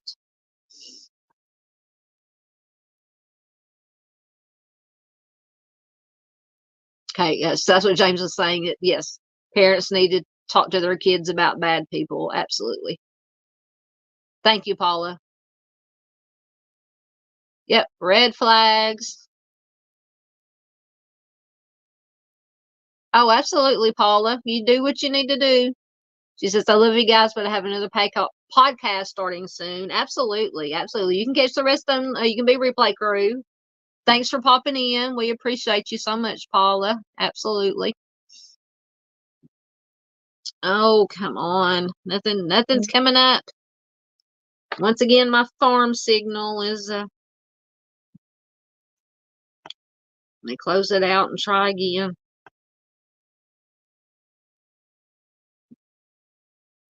My farm signal's not working too well tonight, as usual.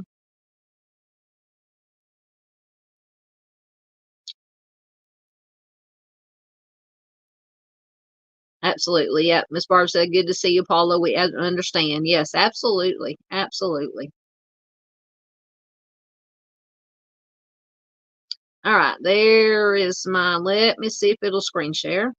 Possibly. Take that down.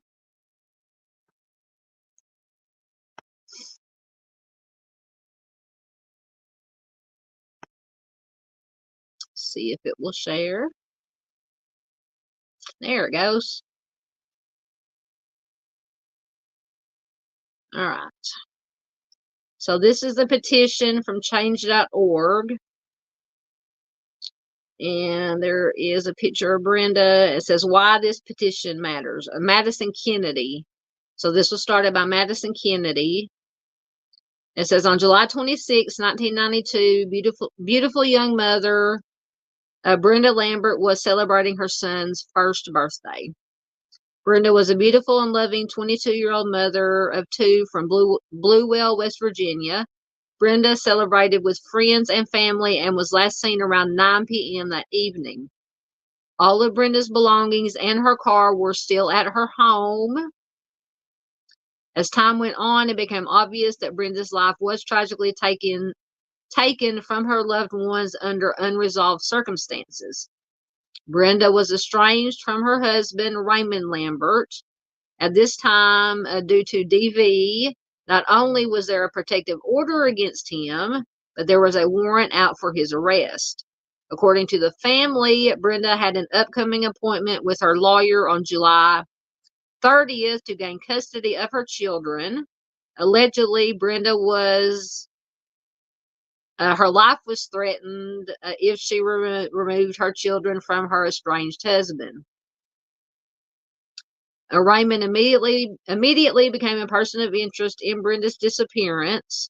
Her daughter, who has unfortunately passed away, wrote a statement that she witnessed her father dragging her mother behind the grandmother's house the night that Brenda disappeared. No one has been held responsible for Brenda's disappearance despite motive and opportunity. In June of 2022, Cold Justice featured Brenda's story, and Kelly Siegler stepped in to assist the Mercer County Sheriff.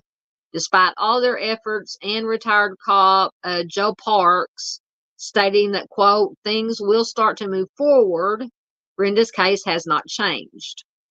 Justice has not been served, and Brenda has not been brought home to be buried with her parents respectably. The movement toward justice has regrettably stagnated, leaving Brenda's friends and family in continuous pain and heartache. As advocates and citizens, we demand that Mercer County Prosecutor Brian Cochran vigorously pursue Brenda Lambert's case. Brian Cochran recommended that Brenda's family file to declare Brenda deceased. That occurred around 2 years ago, and since the declaration, nothing more has been said from the prosecutor's office. This plea aids in recovering Brenda and bringing her home, offering crucial closure to her loved ones. We believe this resolution is a crucial shadow in marking the integrity of our criminal justice system. It is essential to ensure the safety of women across the country, with more than half the crimes against women led by intimate partners. Stand with us, stand for justice, and sign this petition to hold accountable the Mercer County Prosecutor's Office to renew their efforts in Brenda Lambert's case. Your signature matters and could help bring Brenda home. Respectfully, Madison Kennedy, and this came from a Voice for the Lost. It's either a group or a page on Facebook.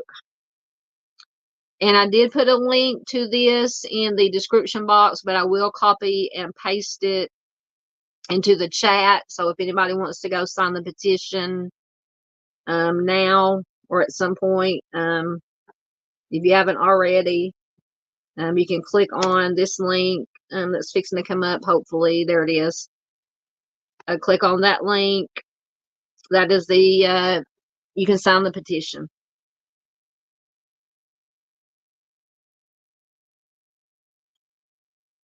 Absolutely. Miss Barbara says that she signed that petition. Thank you so much, Miss Barbara. And yes, wow. Yeah, to put it mildly, absolutely unbelievable. Once again, this is another one that's on my list to do a video of and maybe a case spotlight, because I didn't have time to get with all the working and the cats babysitting, nursing the kitties back to health. I didn't have time to work up a proper video for a case spotlight, because I might like to make those longer with more information and everything. But I will do one on Brenda on this case, hopefully for this coming week. Absolutely, because that is just, in my opinion, unacceptable. Unacceptable. Get that back up there. All right. I will have to. Oh, maybe I can read it off here. This is another cold case, a homicide. Nancy Helm. I might have to hold on. I do have to get my bigger slideshow. There it is. Nancy Helmley Probst was a daughter, a sister, and a young mother, deeply loved by family and friends. She was brutally slain in her home in Midwest City, Oklahoma in November of 2000. Across the hall from her 9-month-old daughter, Layla, as she lay in her crib. Nancy was 32. She was a trigger warning, just for anybody. She was beaten. She had GSW to the back of her head. Who killed Nancy Probst? That is a question the Midwest City Police and her family have been trying to figure out since November 16th of 2000. So almost 24 years. Says for more cold cases like this, feel free to visit and subscribe to our YouTube channel, Oklahoma Judicial Process Server and Private Investigation. I'll have to look that up, and I will put a link to it in my community on my community tab. And for inquiries about cold case private investigators. Okay. So I'm going to look more into this case too. Absolutely. I just wanted to share the basic information with you on this one tonight. Thank you, Miss Barbara. That's so sweet. Chris is familiar with this case. I guess he says this case has been disturbing for me. Are you talking about Nancy's case or the one before? Or Brenda's? Or both? Both of them are disturbing, absolutely. All right. Oh, did I go backwards? Oh, wait a minute. I think I went backwards accidentally. There we go. And unfortunately, this one, I got it, find it from the Oklahoma Cold Cases Facebook page. It did not have, this is just the silhouette here, generic. I did search Google trying to find a picture of, this is regarding Nestor Cruz Acosta. Could not find a picture of him anywhere.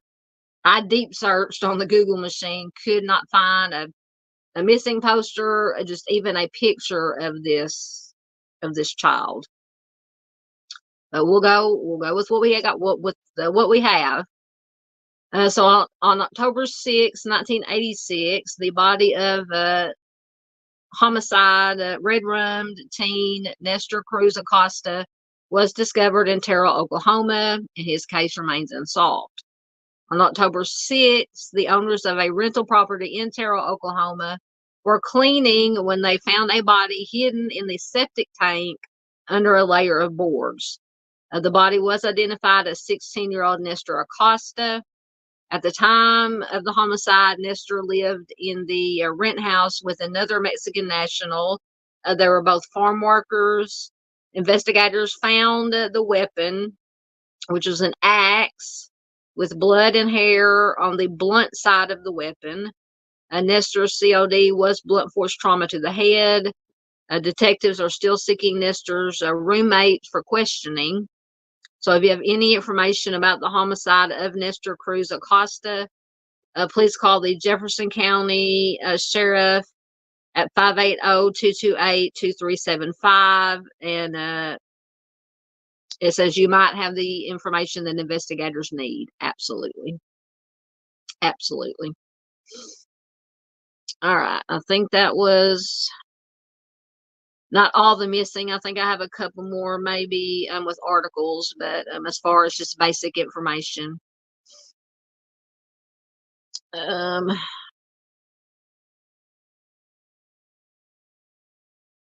Next,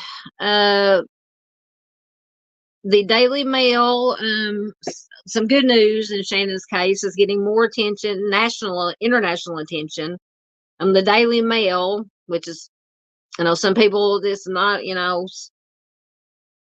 but at least they did cover Shannon's case. And there was some interesting information that I didn't really know.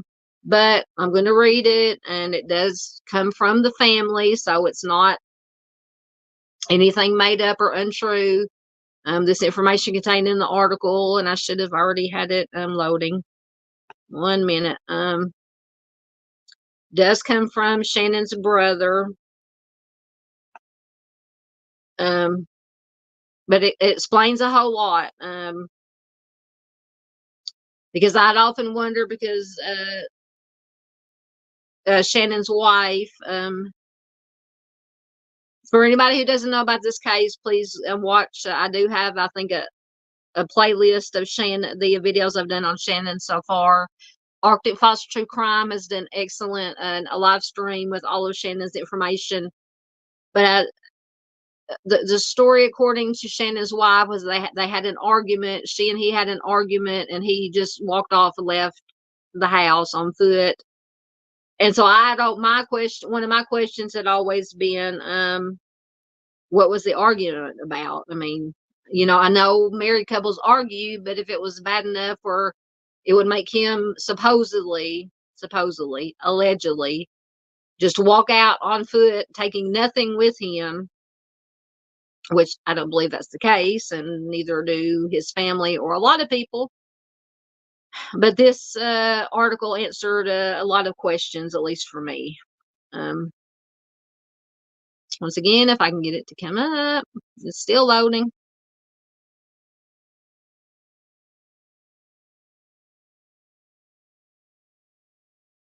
Thank you, James, for being, James says, thank you everyone for being here and everything you do. Long day. Have a good night, everyone. Please share again. Thank you, James. Thank you for being here, sir. I love you and your whole family. Thank you so much for being here. It's absolutely appreciated.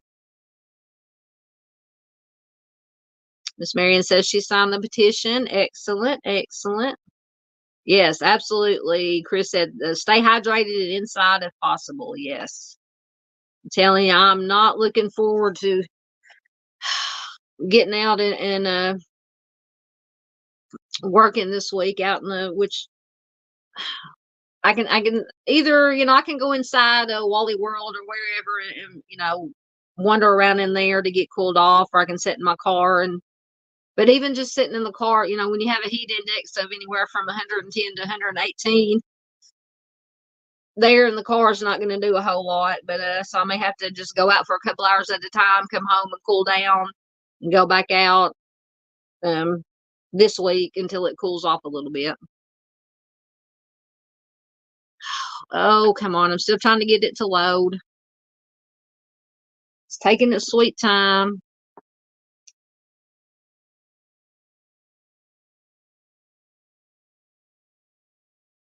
Thank you, Miss Marion. I love y'all's whole family. Y'all's whole family. Absolutely. Yes. Miss Barb says, I know about this case, Shannon's case, Arctic Fox do. Yes. Arctic did an awesome job with his live stream. I think I've listened to his live stream 2 or 3 times.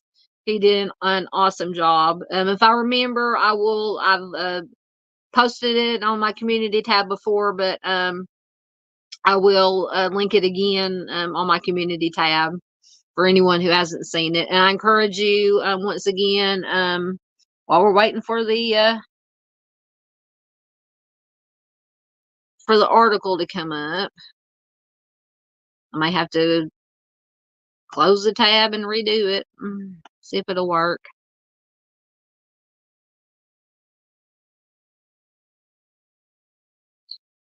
But I do encourage everybody, let me find what I'm looking for, to please check out the Share Shannon Story Facebook page. That is that's what it looks like.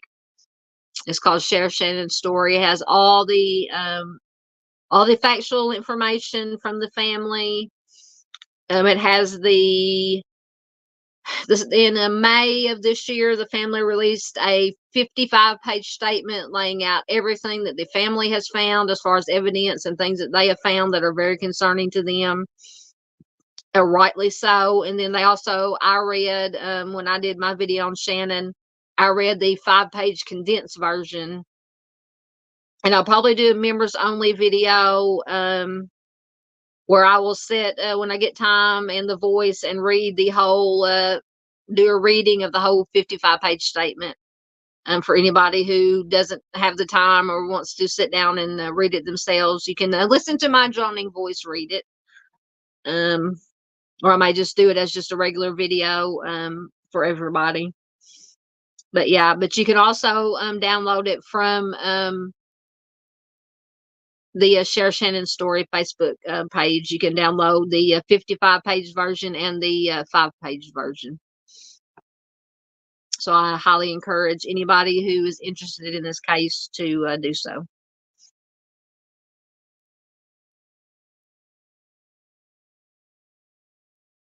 Oh, Dave is back. Are you talking to me, Dave? Dave says, do you not have AC? No, I was talking about when I was working, when I was, schlepping groceries, doing Spark deliveries or DoorDash. While I'm sitting and waiting on deliveries, I'll just either sit in like the Walmart parking lot or McDonald's parking lot or wherever in the car. That way I can listen to music or do whatever, I always have my vape with me. And even with the AC going in the car full blast, when the heat index is like 118, literally, it doesn't do a whole lot to cool the car down. So I get hot. But yeah, so we do have AC in the house and in the car. Like I said, when it's 118, You're welcome, Miss Barbara. I do it for you guys. I do it for you guys. Thank you for signed and shared. Thank you so much.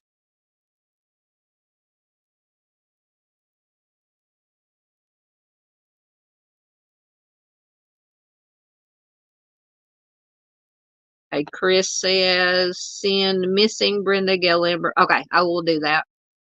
I will do that. Thank you, sir. Oh, it finally loaded. All right, let me see if it will screen share. So we'll take that down.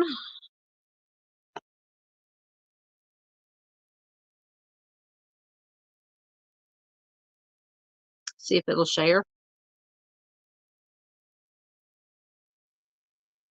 There it is. All right. This is from, like I said, the Daily Mail. And it is from, don't know when it's from. It'll tell. An exclusive missing Army veteran Shannon Collins, 52, was likely killed, say cops, as family questions why, excuse me, jealous wife refuses to help investigation. It says Collins vanished. Now, this is information that I did not know. I just skimmed over that 55-page document. I don't remember if this was mentioned in it or not. Collins vanished the night he returned to Arkansas after visiting his mistress. He was not reported missing for 9 months after his disappearance. Was not reported missing by his wife or his children, his daughter or his son or his stepdaughter. He was reported by his brother, who lived 600 miles away, who had not heard from him since February of 2021. So this article is from July 8th of this year. It says cops probing the mystery disappearance of a cheating Army veteran who was not reported missing for 9 months now, believed was the victim of a homicide. Shannon Collins, 52, vanished in March of 2021 after returning to his wife and son, 24, in Pottsville, Arkansas, from a trip to visit his mistress in Tennessee. DailyMail.com can reveal. And now all this information, it's not hearsay. It is coming from the family, from the brother. So his family is now refusing, his family meaning his wife, his son, and his stepdaughter, is now refusing to cooperate with authorities investigating the disappearance after his wife, Teresa, told them that he walked away from the home after an argument. Lieutenant Dane Yarborough of Polk County Sheriff's Office said, "We've done a lot of work on it, and we're looking at it as maybe he didn't just walk off." Well, duh, my opinion. He says, "We are definitely looking at the foul play aspect to it." And there's a picture of Shannon and his wife. Shannon's case is being kept alive by his younger brother, Blake, who is convinced he will never see him again. My brother's not missing. My brother is deceased. Blake, 45, bluntly told DailyMail.com in an exclusive interview. Two people who allegedly watched Shannon leave his own house for the last time tell police two completely different stories about how he left. Why are they lying? Why are they covering it up? At this point, my family and I have come to our own conclusion as to what happened to Shannon. Police have confirmed that Shannon returned home to Pottsville on March 11, 2021. Teresa, 53, did not report him missing to the police and failed to tell his extended family, his brother, his sister, his parents, that he had not returned home for over a month. Shannon's brother Blake told Daily Mail he was the one who filed a report with police when he returned to Arkansas from living out of state 9 months after Shannon was last seen. And that is a picture of Shannon. He was a veteran. There's another, as soon as it catches up, there's another picture of Shannon. A picture of his son, his wife, and his stepdaughter. Or, yeah, I think it's his stepdaughter. Yes, Shannon, his son Josh is on the very left. And then there's Shannon, his wife Teresa, and stepdaughter Brittany. And those are the ones who did not report him missing. So initially, Tressa claimed that he had, quote, left the family after an argument and was texting her, their son, and Brittany, 33, her daughter from a previous relationship, from a new number. However, when Shannon did not respond to messages from his parents or two siblings, they began to get concerned, despite his wife's claims that he was in contact with her. Blake said once he involved the police in his brother's disappearance, Tressa and her children have never spoken to his family again. He confirmed that Shannon had been so the brother is confirming that Shannon had been having an affair with a woman in Tennessee, and that Blake believes that Shannon and Tressa had a dispute when he returned home from seeing this woman. Blake told Daily Mail that the marriage had been, quote, over for some time before Shannon vanished, and his brother had described his wife as jealous multiple times during their relationship. He was going to divorce her as soon as their son graduated from college, he said. She knew exactly where he was and that he was involved with another woman. Then she sat at home all week, and I believe that he came home and she confronted him. Blake added that his brother's lover has spoken with police. He does not know the woman's identity and has urged her to get in touch with the family directly if she has any information. And there's another picture of Shannon. And another picture of Shannon with his Razorback gear there. It's a picture from his military days. He was in the Army. It goes on to say he also claims that the last message that Shannon's phone ever sent was a Facebook message to the anonymous woman saying, "I'm okay," though he does not believe his brother wrote it. Blake, who lives in Texas, is begging anyone with information to come forward and believes that Shannon was killed the night that he went missing. He has also launched a GoFundMe page to help raise money towards their investigative efforts. Speaking to Daily Mail, he said, "You don't immediately assume your brother's wife and family could have done something horrible to him and are making attempts to keep their actions hidden. We have done everything in our power to be helpful and cooperative to the police investigating Shannon's case. The same cannot be said about anyone involved in Shannon's immediate family. The people who were supposed to be closest to Shannon know the truth about what happened, but they have decided that they aren't talking and are unwilling to help." Tressa reportedly told authorities in her only interview that she and Shannon had an argument when he returned, but went to bed, quote, as normal the night before he vanished. She claims that he simply walked away from the house, adding that he was on pain medication and may not have been thinking straight. And this is a picture of Shannon's brother, Blake. Picture of Shannon with his so-called immediate family. Detectives confirmed that witness statements and cell site evidence confirmed both Tressa and her son were home when Shannon arrived back from his trip. Shannon's stepdaughter, Brittany, later told police that she saw him get into a vehicle with an unknown driver, contradicting her mother's prior statement. During her interview, Tressa also said that she believes Shannon had, quote, checked himself into a mental facility, but would let them know that he was okay. Blake said that Tressa did nothing to stop her husband's U.S. Army pension payments following his disappearance, and they were only halted after he reported his brother missing. Police say there were inconsistencies in her testimony and served a search warrant on the home she shared with Shannon. Tressa then refused to speak to authorities without a lawyer. She is currently being represented by attorney Michael Robbins, who successfully defended Kevin Jones after he was accused of taking life of beauty queen girlfriend Nona Dirksmeyer. Robbins did not respond to requests for comment by dailymail.com. Lieutenant Yarbrough told Daily Mail that the FBI has now been called in to assist in the 3-year-long investigation.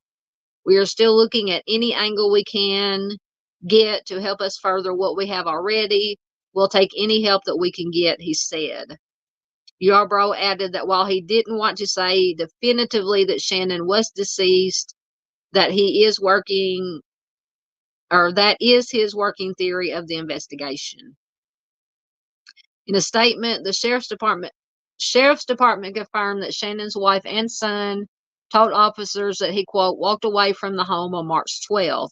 During the initial and only interview the wife participated in, she gave false and misleading statements to investigators, they added. Investigators attempted to obtain follow-up information from Shannon's wife and children, but were advised that they had obtained counsel and wished to speak to investigators no further. They have provided no information since to help further the investigation. To this date, there have been no leads from the public, nor family or friends that would suggest to investigators that Shannon is living elsewhere or even left the Pottsville area. Shannon, who served as a soldier in the United States Army National Guard, took on a delivery job after he was medically discharged from the military at the rank of Sergeant Major SGM after 24 years of service. He was supposed to make a delivery on the day of his disappearance, but never showed up for the job, which his family say was out of character for the veteran. The family met with Pope County Prosecutor Jeff Phillips this month to discuss movement in the case, but were told that they felt there is not enough evidence to bring charges.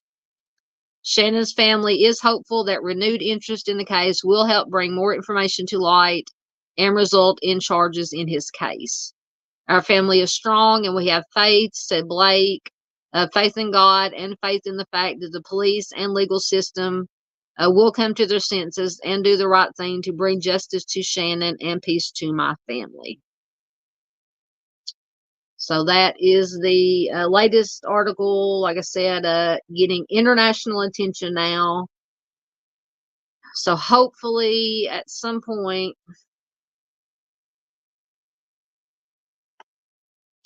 there will be justice for Shannon and his family, because it is much needed and much deserved. But no comments jumped up on me here. Oh yeah, Miss Marion, there is definite red flags, and yes, that is it. In my opinion, too, Miss Marion says, my opinion, I think they wanted his money. Yes, and there is, and I'm going to do a video, hopefully at some point this week.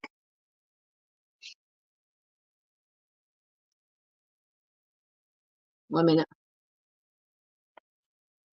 I'm going to do a video. I'm not going to name this organization for fear of if they happen to see it, because they have threatened in so many words, between this godly organization, supposedly godly organization, if you get my drift, and higher up officials have told Shannon's family, his brothers, sisters, parents, to ease off of their, back off concerning this organization. But this organization, and this is in the 55-page statement and in police reports, official police reports, this godly organization hid around $16,000 that Shannon's wife wanted them to hide in their safe, just to give you an idea, if you haven't already heard this information. Once again, you can I will be doing at some point the reading the whole 55-page statement in a video, so anybody can put it on and listen to it if you can stand my voice for that long. Or you can go to the Facebook page. You can download it yourself, the 55-page or the condensed version. I suggest the 55-page full statement. Anyway, let me get caught up in your comments. Hey, there's Music, QRPB Music Crime. Hello to you too. Good to have you here. Excuse me. My supper's backing up on me again. Absolutely. Justice for Shannon. Yes, and please, you can use the hashtag. It's on the scroller, but I will put it in comments. If I can spell. That is the hashtag that the family uses. If I can get it to come up. Did it come up? There it is. Share Shannon's story. I do have it on there on the scroll, along with Justice for Timmy Dees, Justice for Durante, Never Forgotten, Always, and Share Shannon's story. Yes, there is a whole lot to this case, and it's very solvable if the officials in charge will do the right thing. Which, right now, in my opinion, and a lot of people's opinion, they are not doing the right thing. And then when I get this video done about this organization and things that have been said from the organization and officials, your blood will be boiling like mine was when I read it. All right. Think before we get to that, I do have I did a video. I uploaded it earlier. A little bit of not new information about Caleb, but about some people who had joined the search for Caleb. I'm just going to play it's just about 5 minutes or a little bit less. The video that I did and uploaded regarding the information about Caleb, and then I will be back.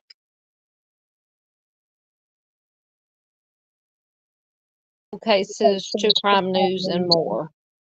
And today I just have a little bit of an update, a little bit of information in the Caleb Harris case.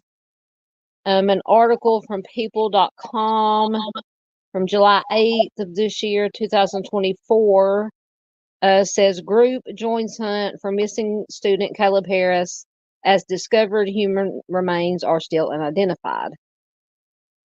The Uvalde Foundation for Kids says it has joined the search for 21-year-old Texas A&M University Corpus Christi student Caleb Harris, who went missing in March.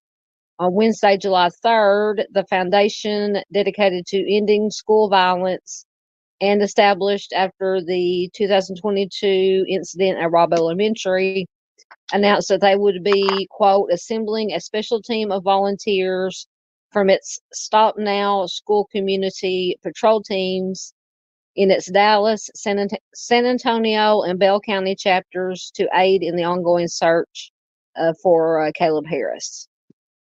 Now is not the time to end the search for this young man, James Earl, team director for the Uvalde Foundation for Kids Stop Now Patrol, said in a statement.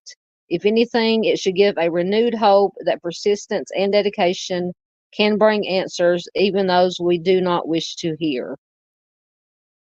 In this case, until the community knows otherwise, we are urging those joining efforts to locate Caleb to stay the course, Earl continued. Our foundation will utilize all of our resources to aid at this time. Caleb deserves that.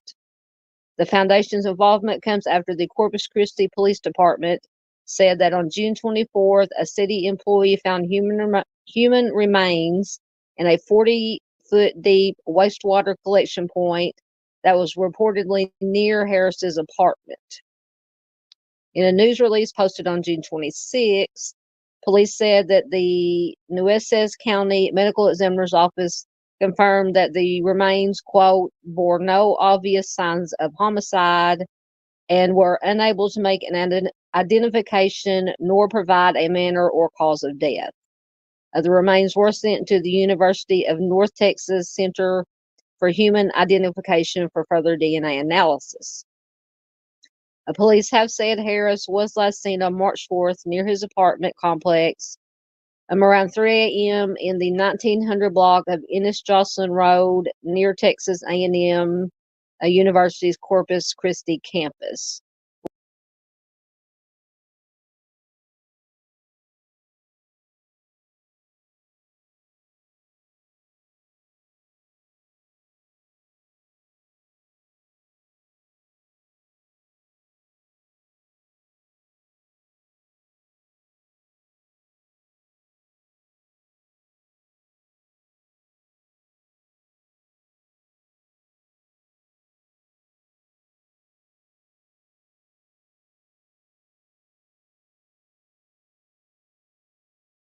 Randy Harris, Caleb's father, told a local TV affiliate that Caleb left behind his ID and car keys, and quote, by 3 o'clock his phone was dead. He was totally gone, Randy told the news outlet at the time. He doesn't have his wallet. He doesn't have any identification on him. As of July 3rd, TV station WOAI reported that, according to city officials, identification of the remains found last month could require weeks. So that is just a little bit of information that I found interesting regarding Caleb's case.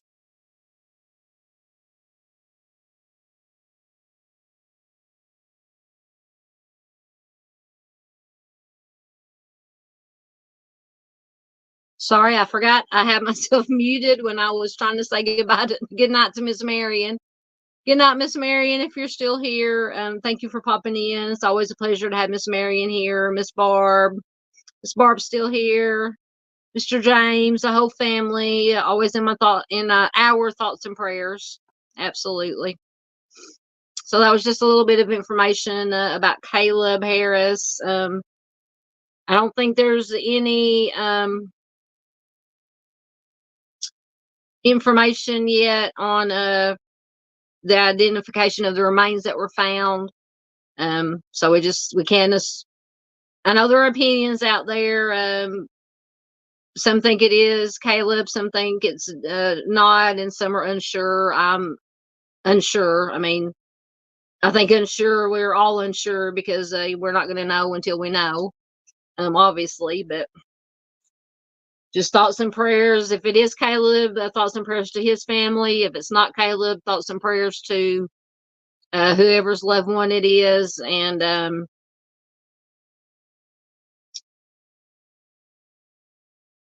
hopefully they can get whoever the remains identified as soon as possible. Heck, Miss Barb says, I never leave you. You're always watching me. You're stalking me, Miss Barbara. I'm telling you. Miss Barb is a stalker. I would not want to be stalked by anybody. I couldn't think of anybody better to be stalked by than Miss Barbara. Oh, yes. They said it would take, and Miss Barb says it usually takes around 8 weeks. Yeah, they said anywhere from a month, 6 weeks, 8 weeks. Yeah, like I said, just I thought I had it on the wrong. There we go. Thoughts and prayers to, if it turns out to be Caleb, to his family, or if it's not Caleb, hopefully they find out who the remains are. Thoughts and prayers to that family, and they will get some answers, some closure. Absolutely. All right. I think we just have a couple more. Okay, so this is another missing. I do have an article. I should have already had it loading once again because it's been taking forever. This is Nikki Anderson. And I don't think I had a flyer for her. But she says Nikki Anderson, 56, last seen leaving home in Randolph Township on a Saturday. Once again, waiting on it to load.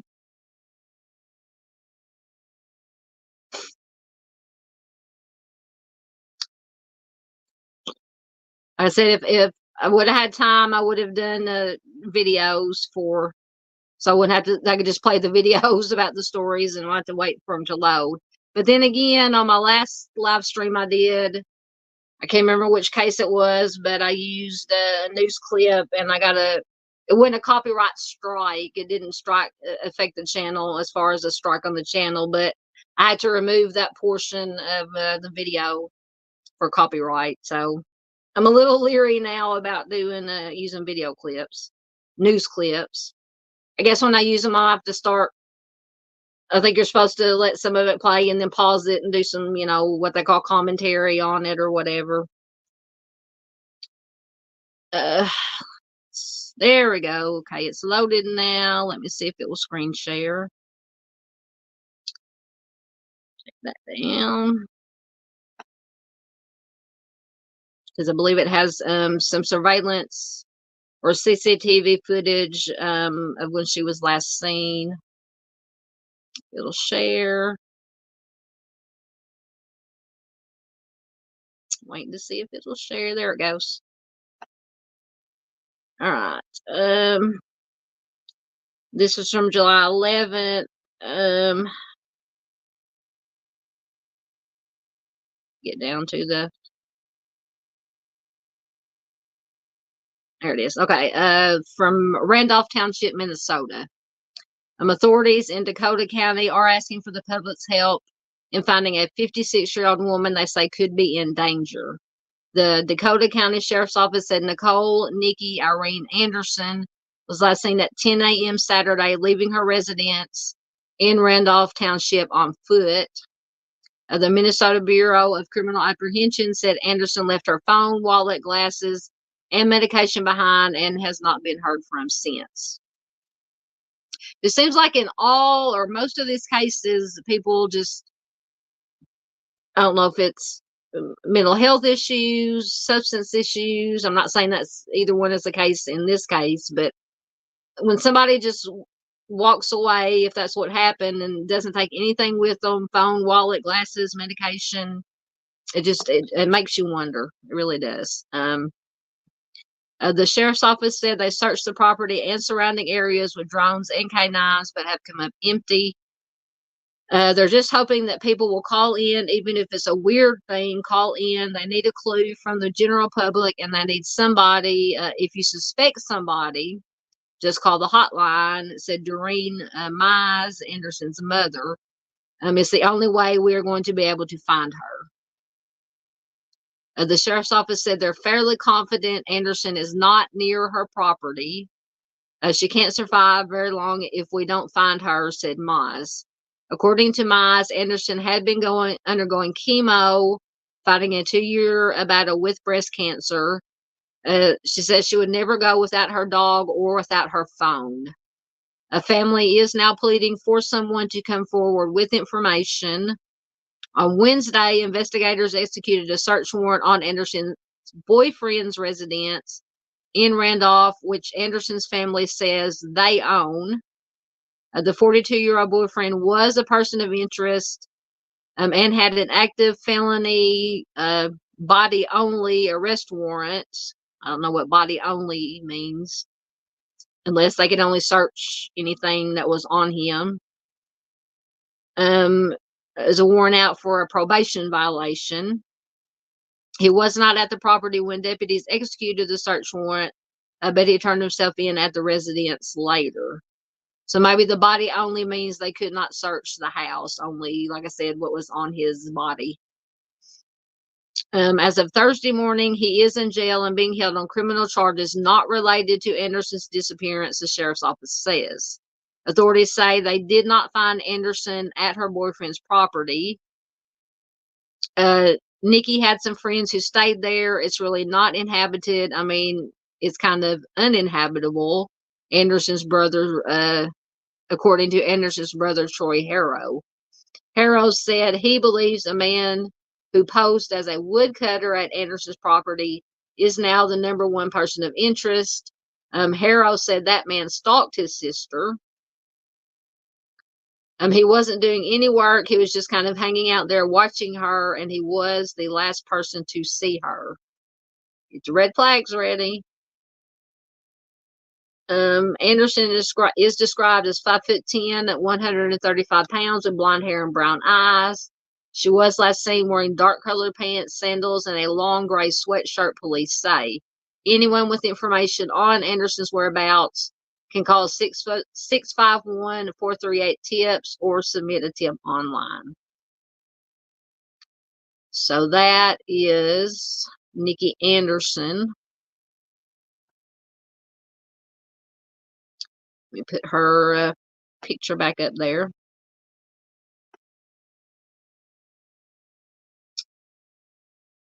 Oh, Jocelyn snuck in. Hey, Jocelyn, good to see you. Welcome, welcome. Good to have you here, girly. I haven't seen you in a while. I think I might have seen you. Were you in Dave's chat? Live stream maybe, or somewhere I saw you a few days ago. I don't remember now. I've slept or not slept since then. It's good to have you here. All right, let's see what else we got. This is another weird one. Tiffany Whitton. Let me get the article loading. Just got a couple more stories and then we'll be done, I promise. Get that loading.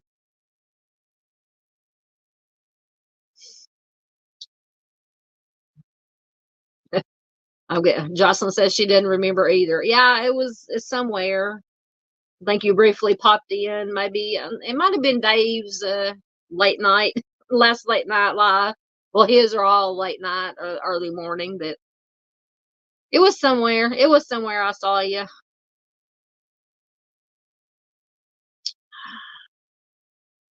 Come on, it's still loading as usual.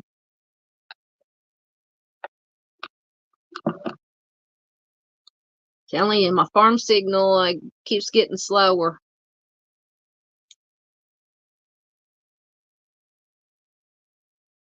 Oh, Dave's still around. Hey, Dave. I hope you're not texting and driving, typing and driving. We don't want nothing to happen to our Dave, to our Out on the Prowl. Oh, I think it's loading. It's almost loading. Oh, he is driving. Be careful typing and driving.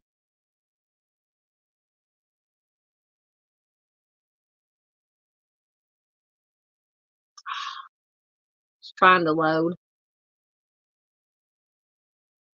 Hold on. It's going to make me bring out if I can find it.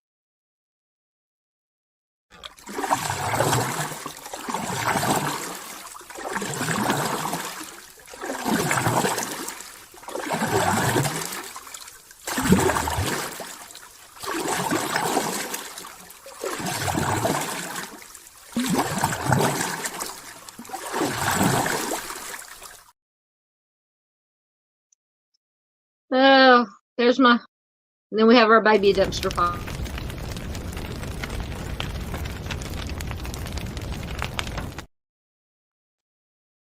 That's our baby dumpster fire.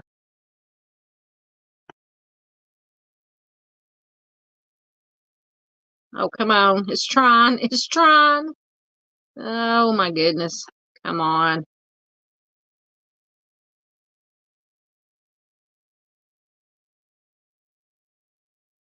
Jeez Louise. So, Tiffany, basic information, was last seen on Walmart security footage. She had escaped from loss prevention in Walmart after shoplifting. Her boyfriend is a person of interest in the case. And he is apparently in prison right now. Oh my goodness, come on.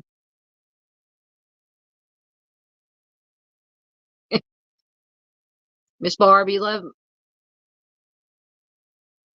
Miss Barb likes my dumpster fire videos. They're cute. I love them, especially they're really bad. I bring out the really bad one, the dumpster fire in the flood when, for times like this, when nothing will load for me. Oh, goodness.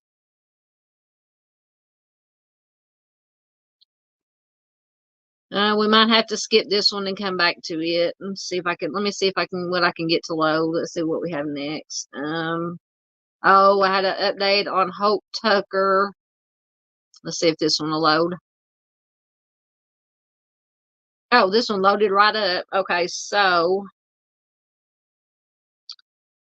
I did do a missing video on Hope Tucker's case.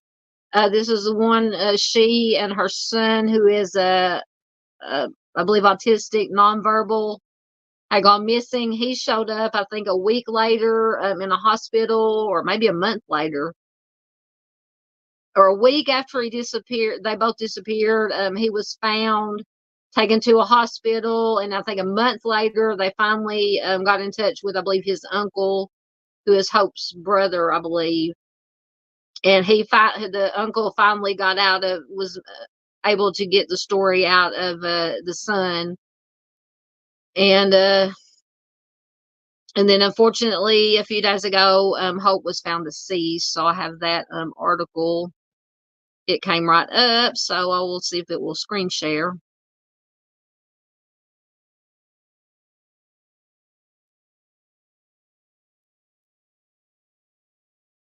One minute.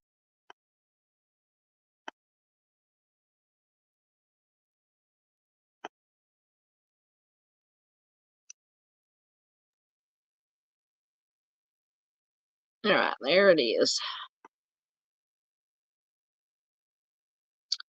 All right, so this is from azcentral.com. What we know about Hope Tucker: the mom found deceased after going missing in Buckeye, and this is in Arizona. And trigger warning too, because they found the doggy, her dog too. The bodies of the 46-year-old mother and her dog were found by Buckeye police outside the Sienna Hills community near Verado Way and Thomas Road, north of Interstate 10, early Monday. More than a month had passed since Tucker was last seen, and the search for her lasted about 2 weeks. Tucker was unemployed and did not have a permanent address, police said. According to police reports, Tucker was last seen by her adult son on May 22nd when their car broke down on I-10 between Verado Way and Watson Road. The two and their dog had left the vehicle in search of shade, the report said.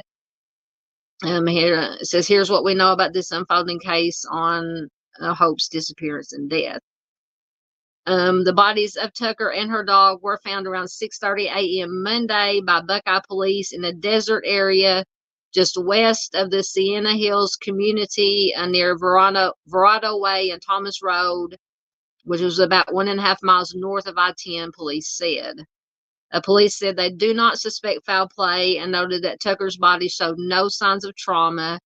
The COD was undetermined as of Monday afternoon and would be investigated by the Maricopa County Medical Examiner's Office.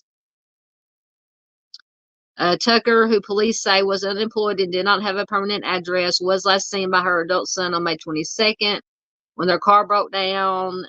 We'll cover that. Mother, son, and dog left the vehicle looking for shade.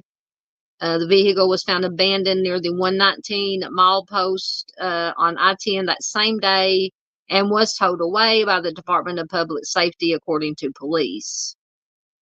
According to police, Tucker's son made his way to a gas station 2 days after leaving the vehicle, appearing dehydrated and in medical distress when found by authorities.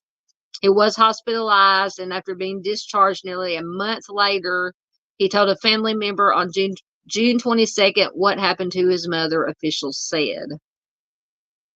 Police said Tucker's son has autism and has difficulty communicating. Detectives enlisted the help of a specialized forensic interviewer to meet with Tucker's son to help gain additional details to aid in the search for his mother, according to police. Authorities then revealed that Tucker's son had disclosed to police that his mother had passed away May 22nd, the same morning that their vehicle had broken down on the I-10. A search effort by multiple law enforcement agencies using dogs, drones, and off-terrain vehicles took place for the past 2 weeks with crews searching north and south of I-10, according to police. Around 5 a.m. Monday, Buckeye police were dispatched to search the desert area just west of the Sienna Hills community near Verrado Way and Thomas Road.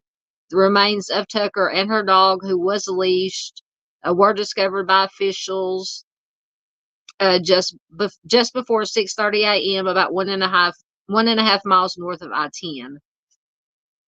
According to reports, the area where Tucker's remains were found, quote, has some steep terrain, including hills and a tall berm. Police also noted that Tucker had no obvious signs of trauma and they do not suspect foul play. So that is, unfortunately, the details on Hope Tucker. Very sad. Obviously not the outcome that we wanted or hoped for, but at least they found her and the doggy, and her family can lay her to rest. If I was to just assume, I would say she probably died from exposure. It's probably very hot, maybe, dehydrated, or she could have had some medical condition that she was living with that, it's just a horrible, sad situation. Welcome, Grand Kitchen 5412. Good to have you here. A new name. Poor dog praying for justice. Absolutely. Yeah, like I said, so far they said they found no evidence of foul play. Now that could change, who knows? But like I said, if I was to guess, it was probably from conditions, weather conditions. Absolutely, yeah, Miss Barbara, no words. Yep, and bittersweet. Absolutely. Yes, hello all. Hello back to you, Grand Kitchen. Once again, good to have you here. If you would like to, you can tell us how you found us. If not, that's okay too. Any way you found us, we're glad to have you here.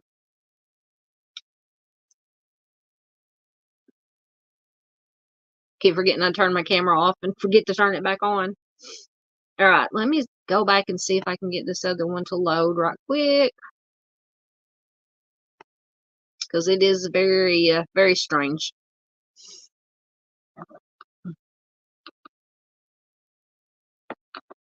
If I can't get it to load, this one about Tiffany, let me go back to Tiffany Whitton. I will put a link to it on my community tab, and I will share it on my Facebook group and on my Facebook page, so you guys can read it. Because unfortunately, I don't think it is going to load completely. Oh, and as I say that, it loaded. All right. Okay. Let me see if it'll screen share. Grand Kitchen said it was a recommended page. Awesome. From YouTube or a person recommended it.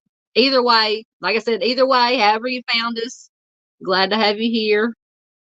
Glad to have you in the community. All right. Let's see. What am I doing? Screen share.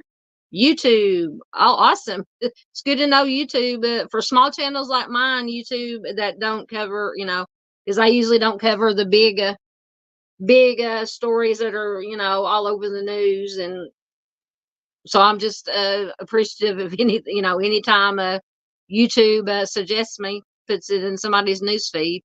So thank you for letting me know that. I appreciate that. All right, let me change my layout so you guys can see it better. All right, this is Tiffany Whitton. She apparently ran from a Georgia Walmart and disappeared. So we're going to decide, or we can't decide because we're not professionals, what our opinions are if she disappeared willingly or not. So she was last seen on Walmart security footage, which I believe is this picture here. She escaped from loss prevention after shoplifting, but her boyfriend is a person of interest in the case, so keep that in mind. So this is from July 12th of this year.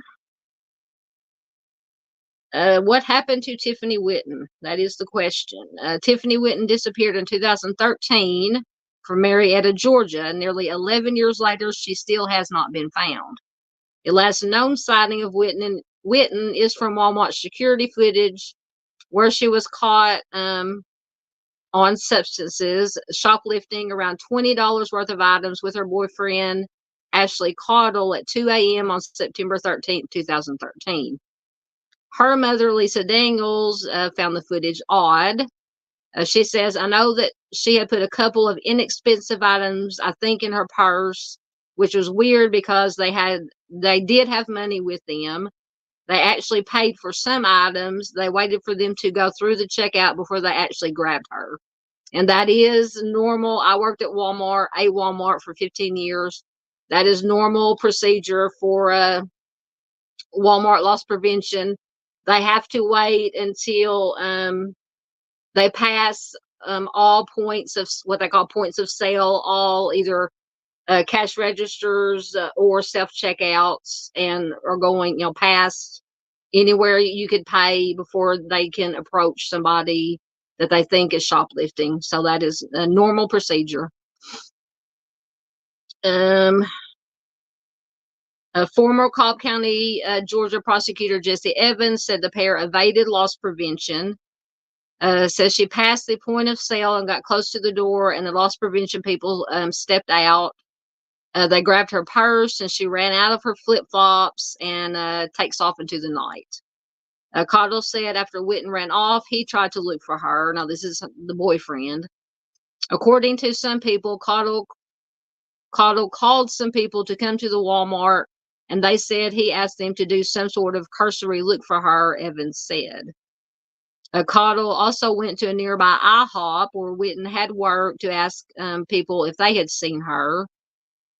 Daniels said the family also turned to Whitton's social media to see what might have happened, although Whitton had no phone with her. Somebody said, why don't you just call her? And he said, I can't because I have her phone. So the boyfriend apparently had her phone. He says, I know at one point, I was told by Marietta police she had accepted a couple of friend requests after that date. And again, how could she have done that? This is according to, I believe it's her mother. She had no phone, no computer, no place to live. So I don't know how she would have responded to friend requests after that day. So I feel like whoever had her phone did that. That is possible. Or you could go to a lot of libraries. Do have, you can get on the internet there. They have computers you can use. I'm not saying that's what happened, but it's a possibility. So was Tiffany Whitton's boyfriend, Ashley Caudle, involved? Those accepted friend requests are one part of a story investigators have learned about the night Whitton disappeared. It's left them with many questions still unanswered. That includes questions about Whitton's boyfriend. No doubt Ashley Caudle is the primary person of interest. He was agitated and angry about this whole situation at the Walmart. That was clearly evident from the Walmart video, Evans said. The working theory is that whatever answers are out there, Ashley Caudle holds them, and he has not been forthcoming with us about things. Daniels said Caudle didn't always cooperate with investigators. He had said over and over that he would take a lie detector test, but when he was given the opportunity to do that, he refused. The communication that I've had with him is saying, look, I just want to know where she is. I just want that piece to know that she is at peace, and you can give me that, but so far he is not. Meanwhile, Whitton's family said the past 11 years have been a daily fight for answers. In the beginning, they said it felt difficult to get attention from investigators because Whitton was an adult with an addiction. Sorry, that's jumping on me. It was hard to get attention from investigators because Whitton was an adult with an addiction.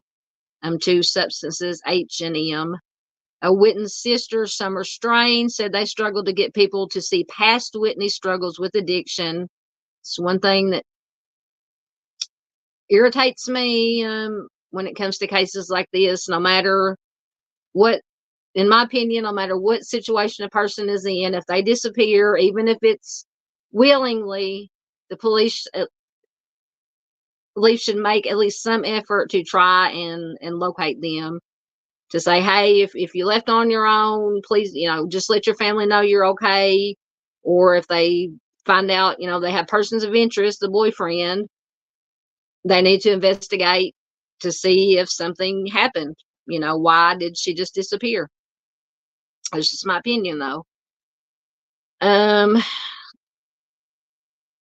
Everybody kind of like wrote her off because she was an addict. Addiction is a disease that you fight every day, and she had the biggest heart. She would give you the shirt off your back, Strain said.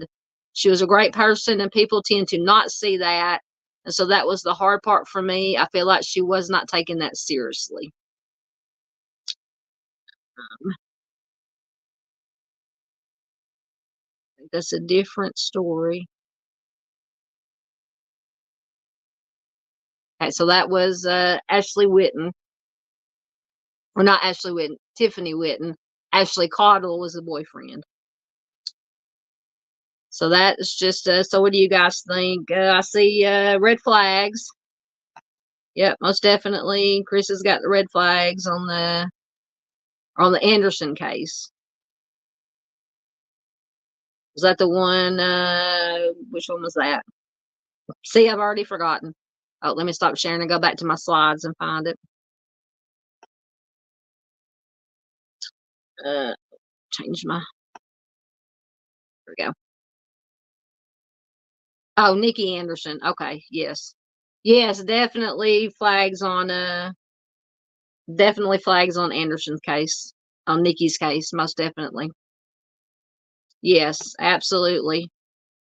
Grand Kitchen says stigma against addiction is sad. Yes, that just drives me crazy. With addiction, street work, homeless, people with mental health issues, and I'm not saying, I'm definitely not anti-law enforcement, but it just, it just hurts my heart, breaks my heart that, it doesn't matter what somebody is going through. I grew up with an alcoholic father. I know what it is to live with and love, and a person with an addiction. And it's hard. I mean, it's hard for the family. It's hard for the person. And I agree.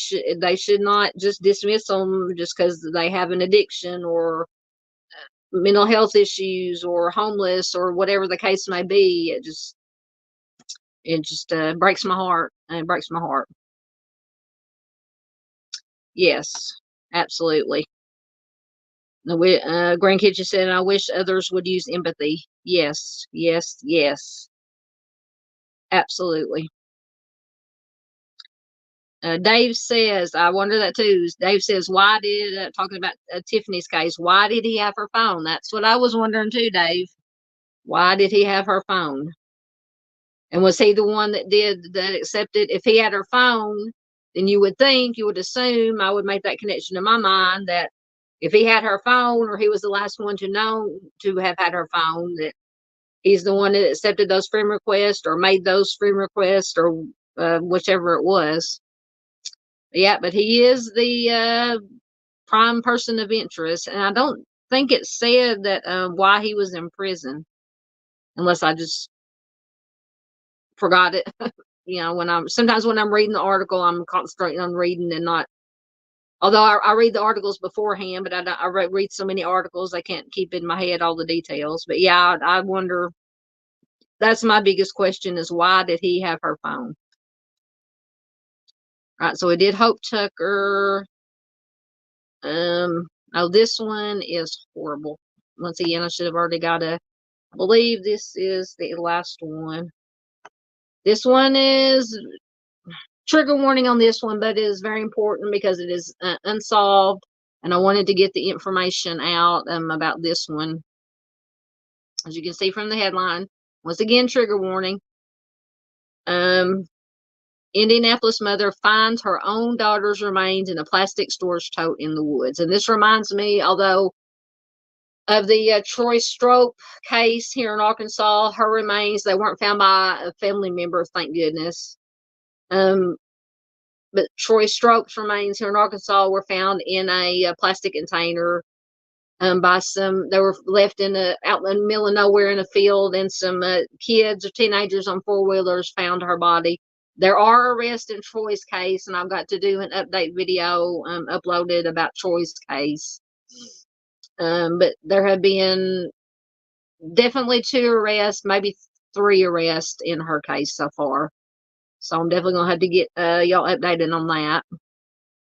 When I read that about finding the remains in the plastic storage tote, I immediately thought of a Troy's case. Once again, my farm signal is taking forever to load. It's going to let me bring out my dumpster fire again.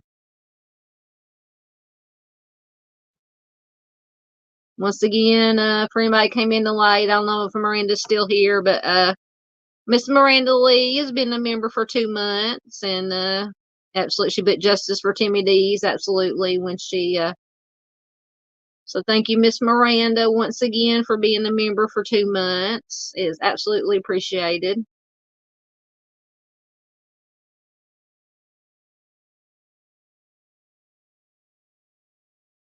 All right, it loaded. I think this is our last story. How long we've been here? Oh, we've been almost 3 hours. We will get this one done, and we will get out of here, because my voice is about to go. My voice and my bladder are giving out on me. So we'll take that down. Share my screen again. So definite trigger warning on this once again. But the information is important to get out because it is unsolved at this point, and I don't think they have any suspects. Right. So Indianapolis mother finds her daughter's remains in plastic storage tote in the woods. Virginia Summers found her missing daughter's remains in a plastic storage tote in the woods on the near southeast side of Indianapolis Sunday morning. I wish that ad would go away. It's not going to. Okay. We'll read around it. A mother is asking for help finding her adult daughter's offender. Virginia Summers found her missing daughter's remains in a plastic storage tote in the woods on the near southeast side of Indianapolis Sunday morning. Surrounded by other daughters, Summers held a framed photo of her daughter, Tara Capps, and when she was just a girl. Summers reported the 36-year-old Capps missing on June 30th after hearing a rumor about something happening to her, and her family spent a week searching the area. We just searched and searched and searched, as Summers said, pausing with emotion, and they came upon her. Summers discovered Capps' remains in a plastic storage tote in the woods near South Keystone Avenue and East Pleasant Run Parkway North Drive around 10 a.m. July 7th. The Marion County Coroner's Office ruled Capps' death a homicide due to a GSW. Tara was beautiful inside and out, Summers said. She did not deserve to be like that. Not only her, nobody does. But Tara, she would have helped anybody out, anybody. And there is a picture of Tara, beautiful girl, beautiful lady.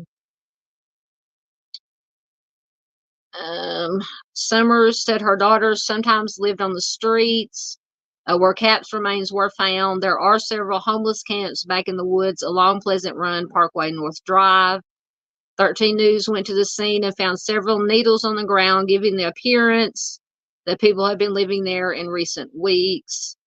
IMPD is not saying much about the investigation, but Capps' death is ruled a homicide. I just know whoever did this, you can only hide for so long, Summers said. Everything comes out of out of the dark at one time. Absolutely. And there's a picture of Tara and her mother. That's her mother, Virginia. Caps was a mother herself with 5 children, and anyone with information about what happened to Tara is urged to call Crime Stoppers of Central Indiana at 317-262-8477. So once again, let me grab it. I did put the link to all these articles I read from in the description box, but I'll put the link to this article in the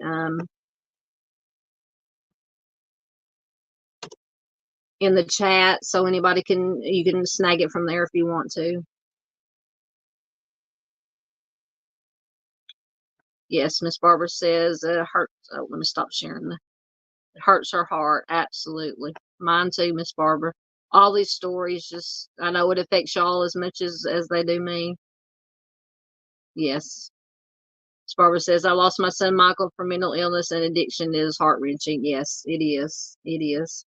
Like I said, I grew up with my dad was an alcoholic, and it's hard, you know. You always love them, and you do your best to do what you can to try to get them to get help, or but you can only do so much. They have to ultimately make the decision for themselves, to get the help that they need, and sometimes they don't do it, but you never stop loving them. Absolutely not.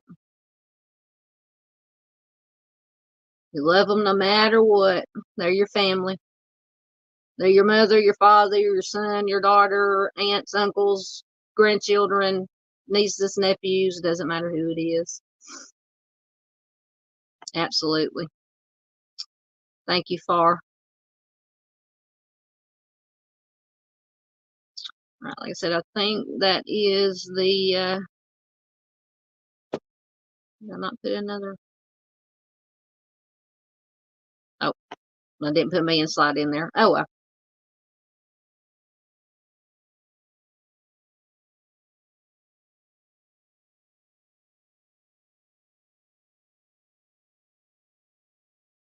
Thoughts and prayers to you, Far, with your boy. Absolutely. Yes, Grand Kitchen says everyone keep strong. Absolutely. We have to. We have to.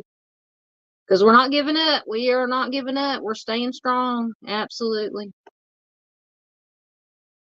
All right, guys, that is all I have for tonight. I'll do a little bit of shameless plugging if anybody wants us to get some goodbyes in, or any last thoughts, questions, comments. Let me find what I'm looking for here.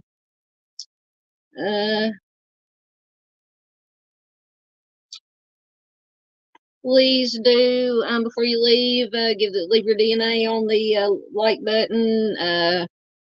Thanks to everybody who was in chat. Thanks to everybody who's watching replay. Please also hit that like button. Leave a comment. If you're watching replay, share. That is the most important thing you can do. Once again, sorry I forgot to turn my camera back on.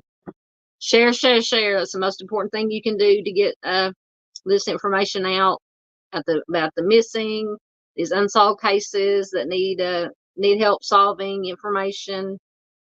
So I appreciate that. If you ever have any questions, comments, a case, a missing case, an unsolved case, cold case that you would like more attention, it needs more awareness, email it to me. Name of the victim or the missing, what state it's from. I'll do my research. I'll do a video or include it in the live stream. Absolutely, no problem. And once again, you can find me on Facebook. I have a group and a page. I post more. All the missing and cold cases and stuff are posted in my group. I post mostly links to articles and stories that I find interesting on my page, but I do also post some missing on the page. But the group is definitely more active, so definitely consider joining. If you'd like to help support the channel, all the links are in the description box and in the homepage of my channel. Plus, I also have memberships if you want to become a member and all that good rigmarole. I think that's all my shameless plugging.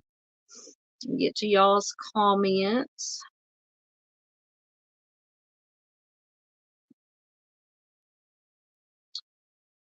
Yes, Far said, we have got no choice, excuse me, for the ones we love, but to, like Grand Kitchen said, to keep strong. Absolutely. Yep, absolutely. Everybody will be praying for Far. Absolutely. Thank you, Miss Jocelyn. Says good night, everyone. Good night to you, Miss Jocelyn. Thanks for being here.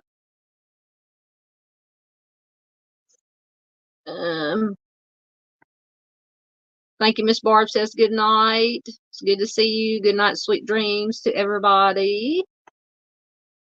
Far, thank you, Southern Guy. Great life. Stay safe, love, and light. Thank you. Thank you, Far. Thank you for being here, my dear, all the way from Australia with your beautiful accent. Always good to have Far here. Always good to have everybody here that joins in the live and who watches replay. I love my replay crew. I love my lurkers too, who don't comment, who just sit back and listen. Absolutely love the lurkers. Absolutely. And I always forget to thank mods. Everybody owes wrenches. Yes, thank you, mods. Chat. Stay safe. Yep.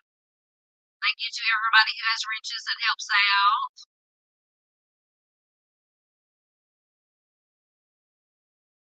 Yes, it's absolutely hard.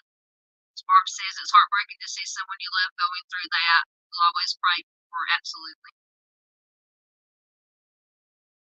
Absolutely. All thoughts, prayers, and good vibes always to Miss Barb, Miss Mary, and Mr. James, their whole family. To Timmy's justice for hashtag justice for Timmy D's. Absolutely. Hopefully they're getting closer. Hopefully. One of these days it'll happen.